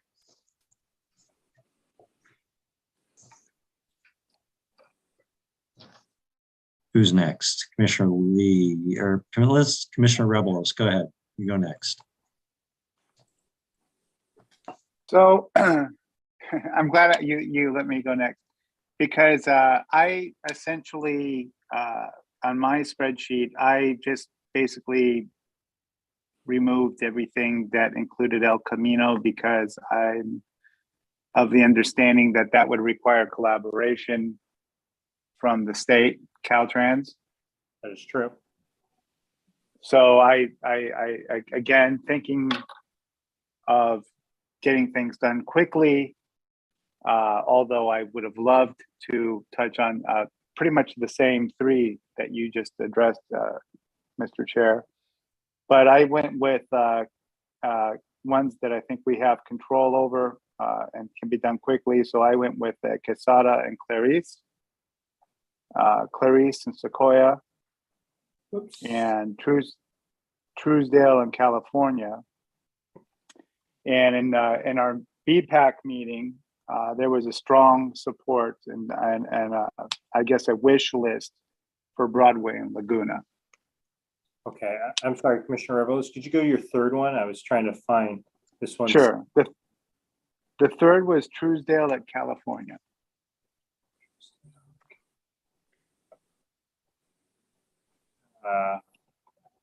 Do you remember which number? Let's see. No, I didn't make it up. It's there. No, I'm not saying it's not there. Yeah, okay. It's there. It's probably down towards the bottom, maybe not. No, Somewhere not there. this low. Yeah. Control F, Andy. Yeah, just find it. Control F. There you go. Yeah. It's just going to pop up quite a few times.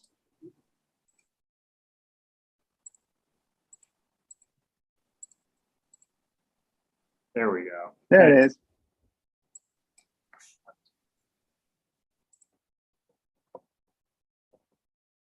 Yeah, I remember that's where, I believe that's where Commissioner Rebelos is. All right.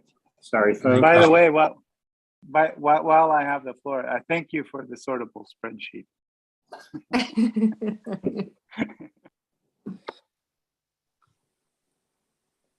All right. Commissioner Lee, you go Yes. next. Thank you. Yes, Chair. So just like Commissioner Revelos, I also eliminated anything to do with El Camino, just because I think it would take too long, and El Camino's got the study going. So actually, Chair, I'm hoping you might rethink those. But just because I think, we'll wait quite a while to get anything there. So, the woman called in today who witnessed the child stroller and the child getting hit, that family of 3. And that was right there at Quesada and Clarice. So that's my number 1, Quesada and Clarice in front of BIS. My number 2 is only a block away. That's Quesada and Sequoia. So I think we could look at those as like one unit. So that's my number 2 is Quesada and Sequoia. Number 3, I debated a long time about, but in hearing Commissioner Rebelos's reasoning at BPAC about why California and Truesdale was important, and it's super wide to cross, and you're walking and trying to get to BART, and you're right there by the police station, or right there by the old people's home. I might vote with that also, California Drive and Truesdale, to try to improve that intersection and make it not a run for your life. And in thinking of our former chairman, Howard, calling in last week, and I believe someone else was hit this month at Laguna and Broadway. If we could, I'd love to add Laguna and Broadway's number 4 stop sign and make that area safer, because we've had so much interest in it the last few months, and we've had 2 hits in 2 months there of children. So Laguna and Broadway, I don't think it's on the list, but I think it should be, and that's my number 4. So thank you. Can I ask Thank a you. question? You can, sure. Commissioner Lee, did you say Sequoia and Casada was one of yours? I think it was Sequoia, pardon me. And Clarice, is it Sequoia and Clarice? Yeah. Sorry. Yeah. Yeah. That's Just what I wanted to double check because we're doing the BIS thing. Yeah. Yeah. Okay, Commissioner Ing, you're next. So I actually had the same question about anything on El Camino if it was kind of multi-jurisdiction. So I also took that off the list. So number 1 that I had was, like everybody else, the Casada with Clarice. We will be talking about that a little bit later as part of the BIS plan, but honestly, I think as many kind of backups is better, just in case if one doesn't progress as well, we can use the other as an option, because I think that's something that really needs to get addressed. Number 2 is Clarice and Sequoia. And then number 3, I had all the way down row 81, Marco Polo Way in Davis. So same thing, we're going to try to address it later, but if we have another avenue to address it and that way doesn't work, I'd like to have as many options as possible.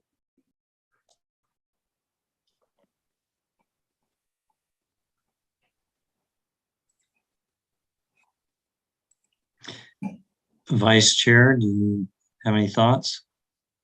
I mean, I think that I also, a lot of the ones that I'm interested in are sort of wrapped up into the BIS project. So the Clarice and Casada, and Davis and Marco Polo. I'd say Davis and Marco Polo is my number 1. Clarice and Casada is my number 2. And then I didn't see it, but we had been talking about Hillside and Vernal when there was a member of the public. Is that on this list anywhere? Or is this only on the master plan and not anything that had been brought up in a meeting? Yeah, this is only the bike ped master plan. Okay. All right. I'll just vote for 2 then. And the reason for that is obviously we were able to use this to leverage improvements. We have a document that it's been vetted by the community. So just more points when it's on this for grants. So I'm going to reconsider my votes. You all convinced me I should not vote for anything that has El Camino involved with it. And I echo the Casada and Clarice, Clarice and Sequoia, and the Marco Polo and Davis, all in that critical BIS area. Okay. All right. Thank you. All right. Is that what you need, Mr. Wong?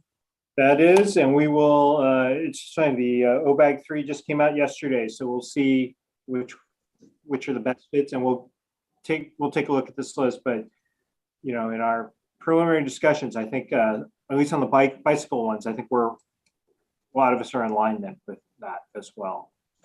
Yeah, I think those were high point ones as well. Yeah, so hopefully we have a good chance of winning funding for those. All right. Thank you. All right. Well, that was easy. Let's move on. Close item 6D and we'll move on to engineering division reports. Mr. Wong, go ahead. Through the chair, unfortunately, Yes. there were very few updates because it's a reiteration, you know, the work's still going on it. on those bigger projects. The post office, no changes. The one I will like to let you know about, because all week long, Sergeant Pern and I have been dealing with it. Broadway, over this weekend, there's gonna be flaggers going through. They're gonna be working on it, on the Caltrain, the electrification project. And that also means the intersections of North Lane and Howard will be closed. So you'll be detoured around. Just an FYI on that, but that's it for the engineer's report. All right. Questions? Can I ask a question of the There is. engineer? Yes. Mr. Wong, just was thinking about this the other day. We spent some time going over the Oak Grove, California intersection. It was a while ago. Are we putting that on, like, what's the status of that? Are we putting it on hold? Just curious. Sure, through the chair, the Oak Grove and Carolyn signal, I think you're referring to. Because we're doing modification, as part of that project, we're doing modifications to Oak Grove, California. We want to make sure those improvements are consistent with the bike facility. So it's just tying that in. So it's on hold, but only because of that. And once we get that, we'll have a consistent set of plans, whatever improvements that are happening, especially on that northeast corner where the facility comes in. So we just want to clarify that.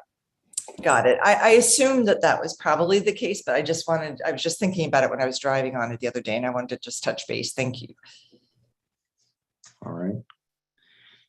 Okay. Sergeant Perna, you still with us? You're up next. Still with you guys. All right. Hope you get paid by the hour. I do. Okay, so does someone want to bring up the accident report? Or if you want, I could just go off of a copy that I have here. I don't know if you guys have had a chance to look at it ahead of time. Some of you made some comments about it. Oh, one thing I did want to address, even though it will be on next month's meeting. So the accident that the one citizen had talked about, mowing over several individuals in a baby carriage and everything, that's what someone called that in, and that's what we were dispatched to. But when police actually got there and spoke to everyone that was involved, there was no accident. So no accident actually occurred. That's not to say that there wasn't a close call or something, someone could have been injured. I'm not discounting any of that, but I am saying that there was no accident at that time when officers responded out there on the 5th at 8, I think it was like 8:06 a.m. or something like that. But nonetheless, it remains, very crowded and dangerous intersection. Going off of just on the list here, there was a bicycle accident involving a juvenile at Bernal and Hillside. That was on April 6th at 8:15 a.m. I believe the juvenile on the bicycle was northbound was northbound on Bernal behind a vehicle that was also going straight on Bernal. The motorist was going south on Bernal and was turning eastbound onto Hillside. So turned onto Hillside and hit the young man on the bicycle. Everyone was okay initially. I mean, obviously no serious injury. And then I believe it was reported like about 4 hours later to us. So I believe the child and their parents came to the police department, and somehow everyone had everyone's information already. So I don't know what had happened at the scene, but police were not initially called, but we were involved later. They must have given everyone called, everyone's involved parties, and sorted it out at the scene. But nonetheless, we took a police report on that. Obviously, the driver was at fault for unsafe turning movement. Any questions on that one? No. Okay, moving on. Howard and Bloomfield vehicle bicycle accident. I actually, I got to respond to that location that day. That was on the 28th at 10:39 a.m. So the bicyclist was actually southbound on Bloomfield, and by his own admission, just blew through the stop sign, and a pickup truck was eastbound on Howard, and they collided in the intersection. So there was some injuries there to the bicyclists. In looking at that intersection, that's one of the ones that was recently updated. And it was my opinion, just being there, that even though the bicyclist didn't say this, I think he thought that the truck was going to stop, because the way that intersection, I don't know if you've looked at it, but the way that it's striped, it's a two-way stop, but it looks like it's a 3 or a 4-way stop, just to me. So, and it's been recently changed, so it could have played a factor. I don't know. I mean, there's always been stop signs on Bloomfield, but it gave me the impression there's signs everywhere that say yield. It really is. I mean, it's high visibility for pedestrians, but just while I was out there, just at the scene of the accident too, it could have been looky-loos, but there was almost like another collision just while we were out there, because it looked like they were expecting eastbound Howard traffic to stop, and there is no stop sign there. So I thought about, just a suggestion, like, I don't know if we have those signs that say like cross traffic does not stop or something like that even. I don't know if it would have helped or not, but it looks like there was a question or a comment on that accident. Go ahead, Commissioner Lee. Yes, thank you very much. So the intersection of Howard and Bloomfield Avenue was on the Lion Hogue neighborhood's request for stops, a 4-way stop. And it was not ever studied. And then BPAC also had it on a request for a stop sign to be a 4-way stop. And as you see, people are expecting cars to stop there. It feels like there should be a 4-way stop. And I think it'd be great if the city would study that again, because I know Lion Hogue wanted it. The chairs of Lion Hogue wanted it. BPAC wanted it. Of course I do, I'm in the neighborhood. Going back to the stroller incident at Quesada and Clarice, you were saying no accident occurred. So, first, is it an accident? I think, do you mean no hit occurred? Nothing was hit, the stroller wasn't hit. If any part of you or anything attached to is hit, that's a collision. Right. Obviously, And the law enforcement scary to officers that were everyone. out there determined that there was no accident that occurred by admission of by their observations at the scene, and also by the admission of the involved parties. So, I mean, the definition of an accident is an unintended event involving a motor vehicle in transit, resulting in bodily injury or property damage. So none of those things occurred. And as far as I know, there was no hit at all. I wasn't there at the scene, just going by the notes that I have. But, I just want to clarify that, we had someone saying, and people calling in saying that people were hit by, this family was hit by a car. It sounded really terrible. And, but the fact is that that's not what happened. So. Okay, so I guess I'm losing you on when you say no accident occurred. I don't know. No collision occurred. Collision, thank you. That's Okay. a different word. Thank you. So either way, to have all these people calling in, clearly it was traumatic for everyone. Right. And I'm The sure there was stroller- a very near collision. probably. Yes, but everyone there, all the children, so many people saw it. Obviously, the person pushing the stroller, the young child also with the stroller.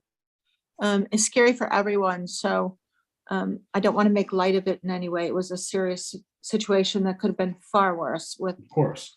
with all the children there.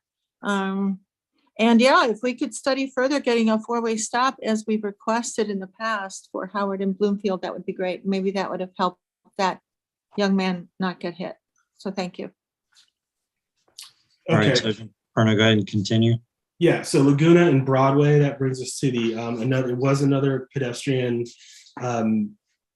struck in the intersection there. The motorist states that that they were traveling very slowly because of the sunset being in their eyes. This was at 5:16 p.m. on April 8th.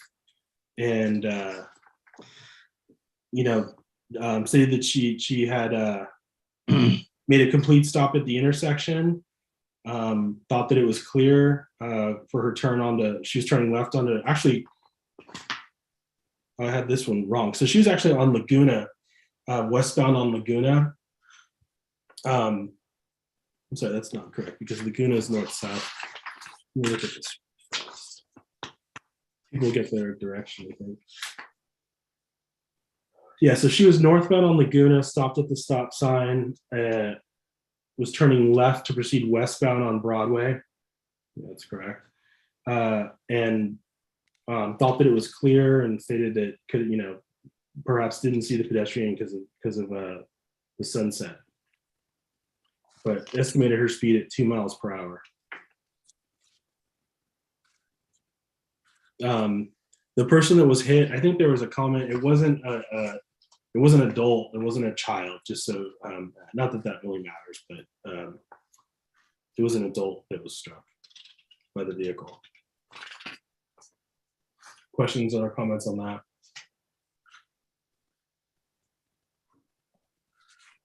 No questions, no comments. Okay. I don't know. I sent you guys the Heat map. Yeah, the map. I don't know if you guys had a chance to play around with it and see.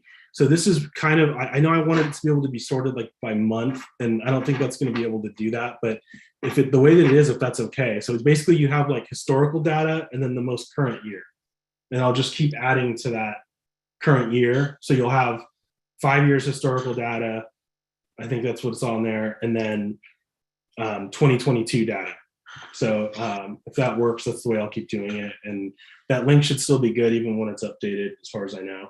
But we could keep sending that out.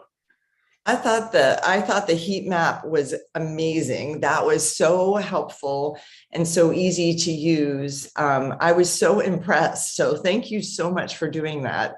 And I like having like a 5-year cumulative and then the most recent year pulled out so that we can see, past history. But then when you can see the most recent year all by itself, you see what's going on right now. So I thought it was superb.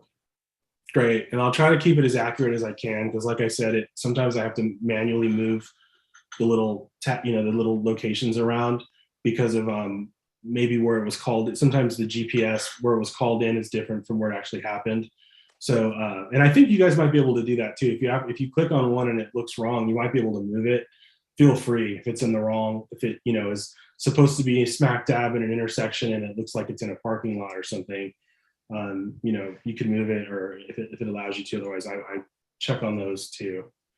So did you guys want to pull that up, or any questions about any of that, or any other questions about the or any other collisions on here?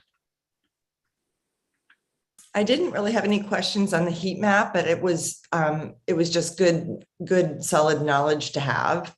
So thank you. Yeah, no problem at all. All right. Nothing further. We'll move on. Oh, can I ask Sergeant Perna a quick question? I know I won't. Yes, you can. Oh, it's almost 10 o'clock. You probably don't. You're going to shoot me. You could. Please don't. This is very brief because there's no response needed. But I missed the meeting right after this event happened, and then I forgot last month. When we lost power during the big storm, and I believe it was February, and all of the lights were off on El Camino, there were I witnessed several collisions at the major intersection. So obviously Millbrae and El Camino was a mess, but that's not our jurisdiction.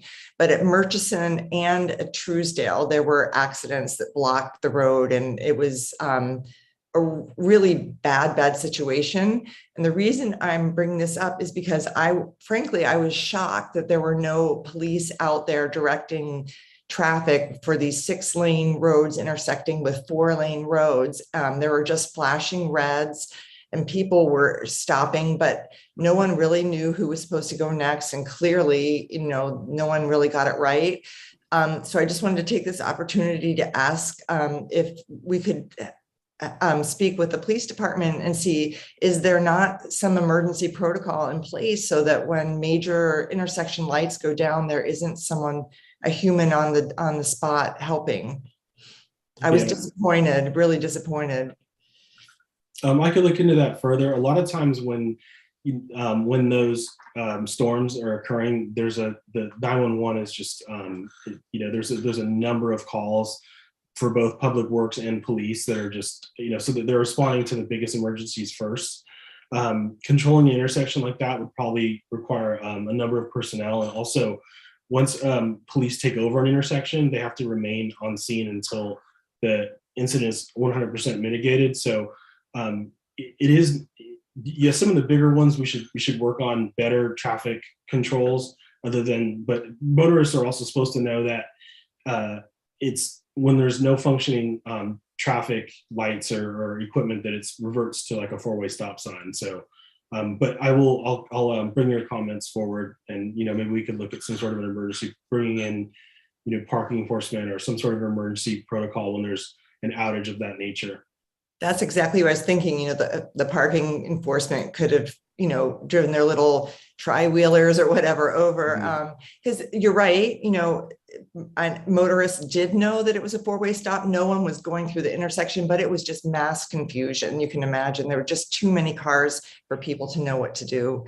So I wanted to bring that up before I forgot another month. Thank you. No problem. All right. Nothing else. We'll move on to 7C, Chair and Commissioner Communications. Anybody have any communication they want to share? Commissioner Lee or excuse me, Vice Chair Israel. Yes, I had a communication. Several people had asked me why the new parking garage is only 3 hours and that they're happy to use the new parking garage on Howard, but that they literally want to run a half an hour errand and then they have to pay for 3 hours. And they also said that several people said that the signage is not clear. When you pull into the garage, you don't realize that you have to pay for 3 hours until you're already in it. I know I explained that we tried to make it so that long-term parking was available for employees to free up parking on the rest of the nearby streets closer to retail and restaurants. But if we're not getting people to utilize the garage as much as we had hoped, then maybe it's time to sort of reevaluate that and see if we could open it up for at least one floor for shorter term parking. And I just told them I would bring this up.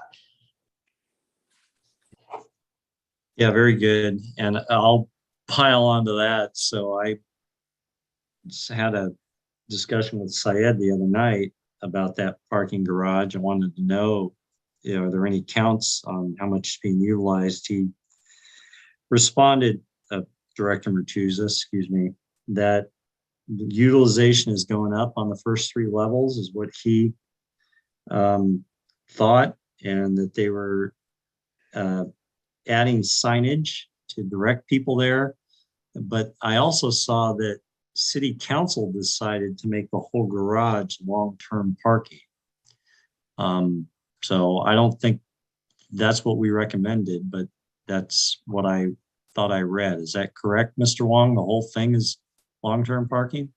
Through the chair, I believe that's what this commission did. We swapped a lot of the parking on Howard that was long-term and made that short-term to it was a swap, right? So we got more parking on closer to the core, and the garage was long-term.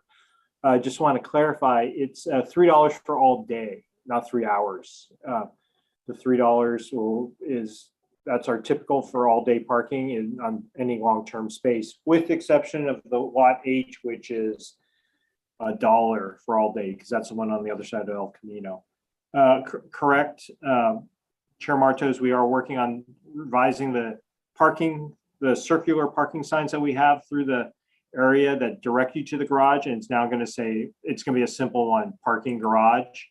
And at the same time that hopefully we can, once we get those signs up, we'll put the CMS board, the electronic board, on places on California where we expect the heavier, we only have a couple of those, to say parking garage open, and hopefully the signs catch their eye. Yes, and while I'm at the parking garage, I will be trying, I think we've made a little headway. We've been trying to, there's a little confusion on the getting the parking information.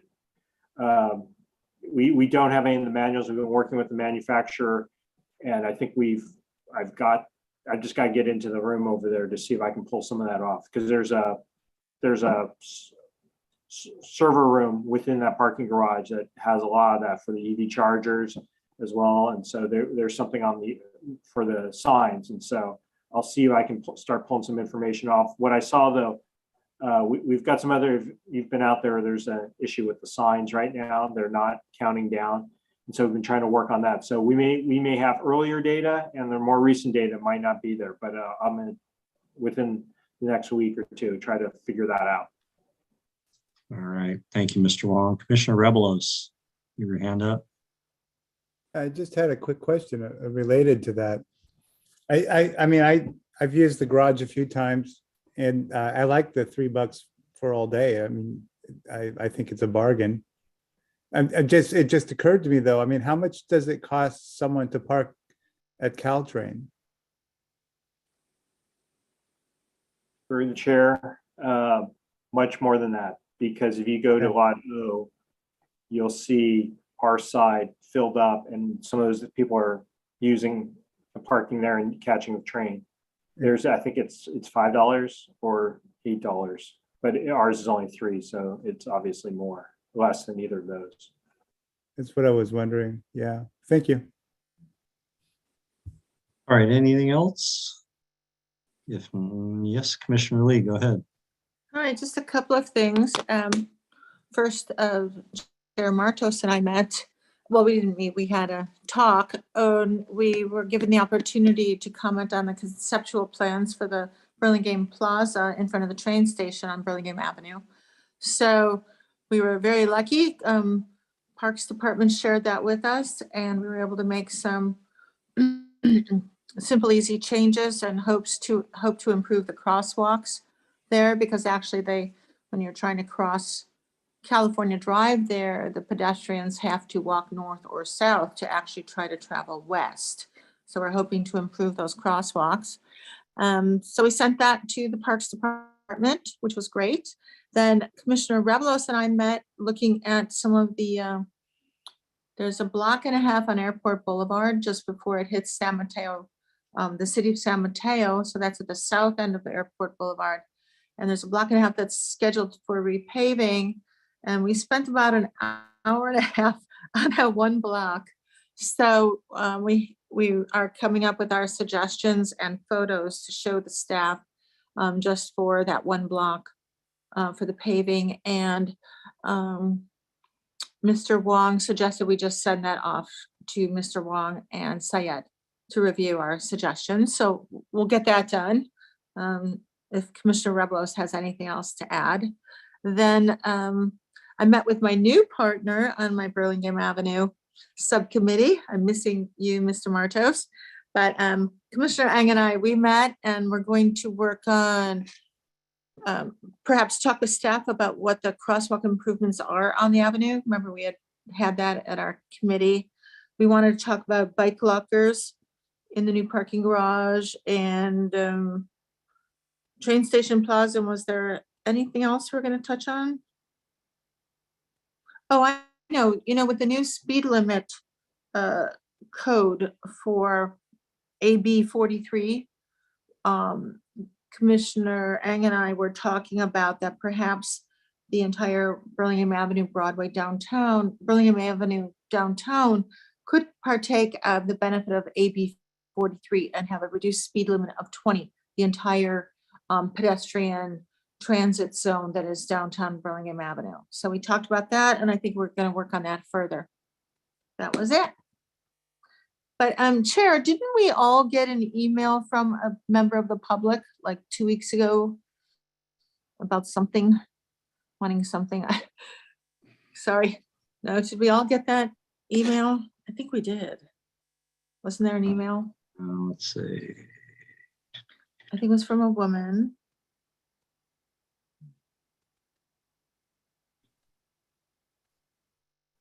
wanting something.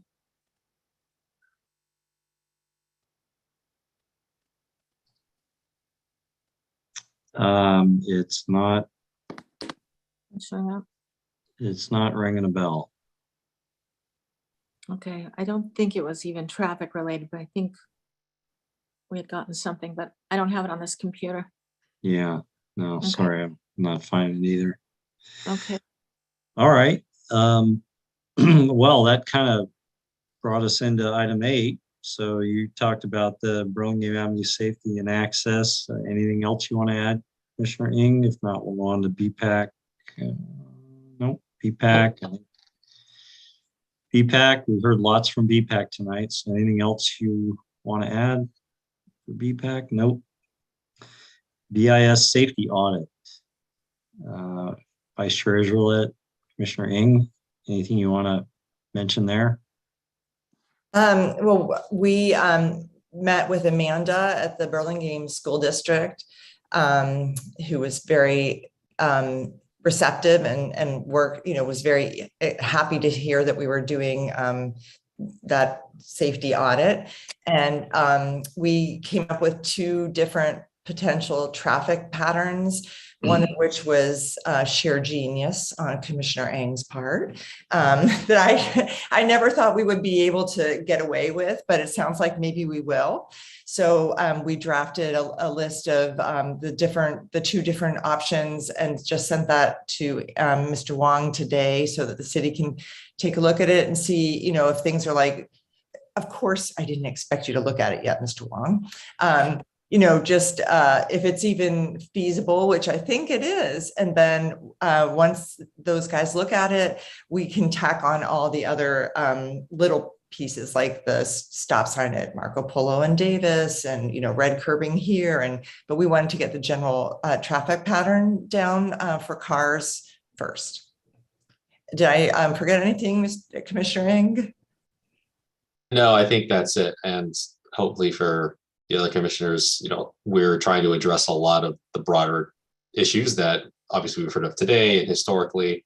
And again, not just looking at kind of one road, but also kind of the surrounding streets that would affect it. And taking cues from some of the comments from Commissioner Rebellis from the last couple of discussions about unintended consequences. If you push something here, what happens over there? So we took a crack at it. Hopefully Mr. Wong and team can scrutinize a little bit and we can have a good discussion on it. All right. And then the Mercy School traffic calming. So we have a draft of some ideas of things that can be done there. Mr. Wong provided that to us. We're going to have a meeting tomorrow. The 3 of us, Vice Chair Israelit, myself, Mr. Wong, to discuss our upcoming meeting with the Mercy administrators, I guess. And are we meeting with any people from the public, or is it just Mercy next week that we're going to meet with? Maybe we'll just do a quick meeting with Mercy, just so, Okay. Because there's some of those alternatives that they've already given me a response to, but just to update you folks. Yeah. Okay. All right. So that's where we're at with that one. Okay. So we will move on to future agenda items. And what do we have coming up? Future agenda items. Colleagues? How long, Mr. Wong, how long would it take to get like a proof of concept kind of idea or presentation together about the BIS? Just would that take 2 months or 1 month or 3 months? I'll take a look. If we're just looking at that intersection of Marco Polo Davis, if that's okay, I'll have to see what you said. Okay. The question right now. Yeah, so I didn't think you'd be ready for next month. I really thought it would be more like 2, but or even 3. But okay, so we're not ready for prime. Look, there's a possibility. I don't want to say it's down the road forever, but yeah, no, we'll take a look, and if it's something we can put together some at least concept and yeah, we can definitely talk about it. But so we're almost at the end of this school year, I don't know that much can be done before the year ends, but I would certainly like to put some mitigation, something in place before the next school year to try and improve traffic conditions up there and safety, before September or whenever the school year is back in session. So let's make that a goal for this commission if we can, Mr. Wong, huh? Sure. All right, thank you. And I see Commissioner Lizolet shaking her head, Commissioner Ng shaking his head, so we're good. Commissioner Lee, go ahead. Thank you. Would we be able to get updates and see the conceptual plans for the intersection of Burlingame Avenue and California Drive? And also we had a presentation a few months ago about the changes being made to the pavers on Burlingame Avenue and how they were, to try to improve the safety there. So could we see some of those plans, please? I think one of those is the quick build. Those are what I think you were talking about. Some of those improvements along Burlingame Avenue. I don't think California and Burlingame Avenue was on that. So I'm just trying to get a little clarification what you're seeking on that. I just noticed on our pedestrian list, like where we picked our top 3, that California Drive and Burlingame Avenue were in progress or in plan or in design. So if we could get that and look at it, could we get a presentation? That is our biggest pedestrian intersection in the city. So when that comment or when I would put it under progress, that's some of the improvements for pedestrians. It will be part of what you and Chair Martos, the Burlingame or Railroad Station Plaza, those improvements, not the ones that we're working on the east side of the station. These are ones on the west side, and that's the Park and Rec one. I don't believe they've selected a design, but there are no plans for that as of yet. So, and we'll try to coordinate with Park and Rec. So. No, I don't mean for the plaza, I mean for the intersection itself. Correct, and that's the improvements that are being done to the intersection are part of that project. Oh, okay, I didn't realize that. All right, thank you. So Mr. Wong, looking back at my notes, so we had a public talk about traffic on Adeline and Hoover and Mercy and all that traffic in the morning. That's probably part of our subcommittee, right? To investigate that first. I think our first bite is at Alvarado, but I know Mr. Sy is working on that. That's why the instruments were up to collect traffic data. And just to rest assured, the data wasn't collected when school was off. Okay. It was not collected. The instruments were put up, but the data wasn't collecting until school was back in. But thanks to Commissioner Israel for bringing that to our attention, just in case. Well, maybe should there be should this other sort of intersecting Adeline and Hoover issue be added to the Alvarado subcommittee, or should it be a separate group? We could talk about that, because part of it is, as you heard tonight, a lot of those folks are are concerned about the improvements that may be happening or development, not necessarily improvements, development happening on the property. So there's a little mesh there of some of those, but it's something we are collecting data. So they are moving simultaneously. It's not like we're going to do one and then the other. They're happening together, and whether we want to merge them I'll talk to Mr. Sy and see how far along he is on that. Okay. So the other thing I had mentioned a couple of times the last couple of months was the Broadway Carolyn Cadillac intersection, and then Mr. Kirschner tonight said about the same thing as he was riding his bike, that intersection was hazardous. Is that something we can put on an agenda in the near future, maybe next month? So, and this came up in our Broadway grade separation our meetings or monthly meetings. that they wanted to, there's some changes on the, at the intersection of California and Broadway that they wanted to just run past this group and the reason. And I believe those improvements would show some of the, this might be a longer term. Again, Broadway's difficult right now to do anything because there's just no, we've talked about this before, limited opportunity, limited space, things like that. So the grade separation is the project that will fix this. And they have, I think it'll show some of the concepts of what will occur for bicycles and pedestrians in and around the station. So where it's being laid out. So they talked about trying to get that in front of you folks. I've asked them last week, hey, what about that? And they haven't gotten back to me. So I will try to confirm that. And if we can get that on, we'll get that on, because I think they'd like to also put this in front of council at some point, knowing that council has the summer break in August. So, or July, I'm sorry. Okay. The other, like through the chair, Yeah. Talk about Mercy, BIS. We just talked about improvements at Broadway, California by the station. We'll probably be starting to hit you up with the grants. Once we get through that, you'll see that. And then after I talk, I have a meeting already set up tomorrow morning with Mr. Pulliam that we'll try to go over that. Maybe we can bring it back sooner than later. Okay. All right. Sounds good. All right, Mr. Wong, I think in the future, we should just put one topic on the agenda, just one. If it's a big one, just one. Oh my gosh, just one, just one. And then I hear about the city council has a summer break and I'm like, we didn't get a summer break last year. Yeah. All right. All right. Anything else, commissioners? Nothing else. Nothing. But I think it was a good meeting. We got a lot done and you ran it very efficiently. So thank you. Thank you. I tried. Thank you all for your participation, and we had a lot of good public comment tonight, so that was good. Yeah. All right. You can stop the recording of this meeting.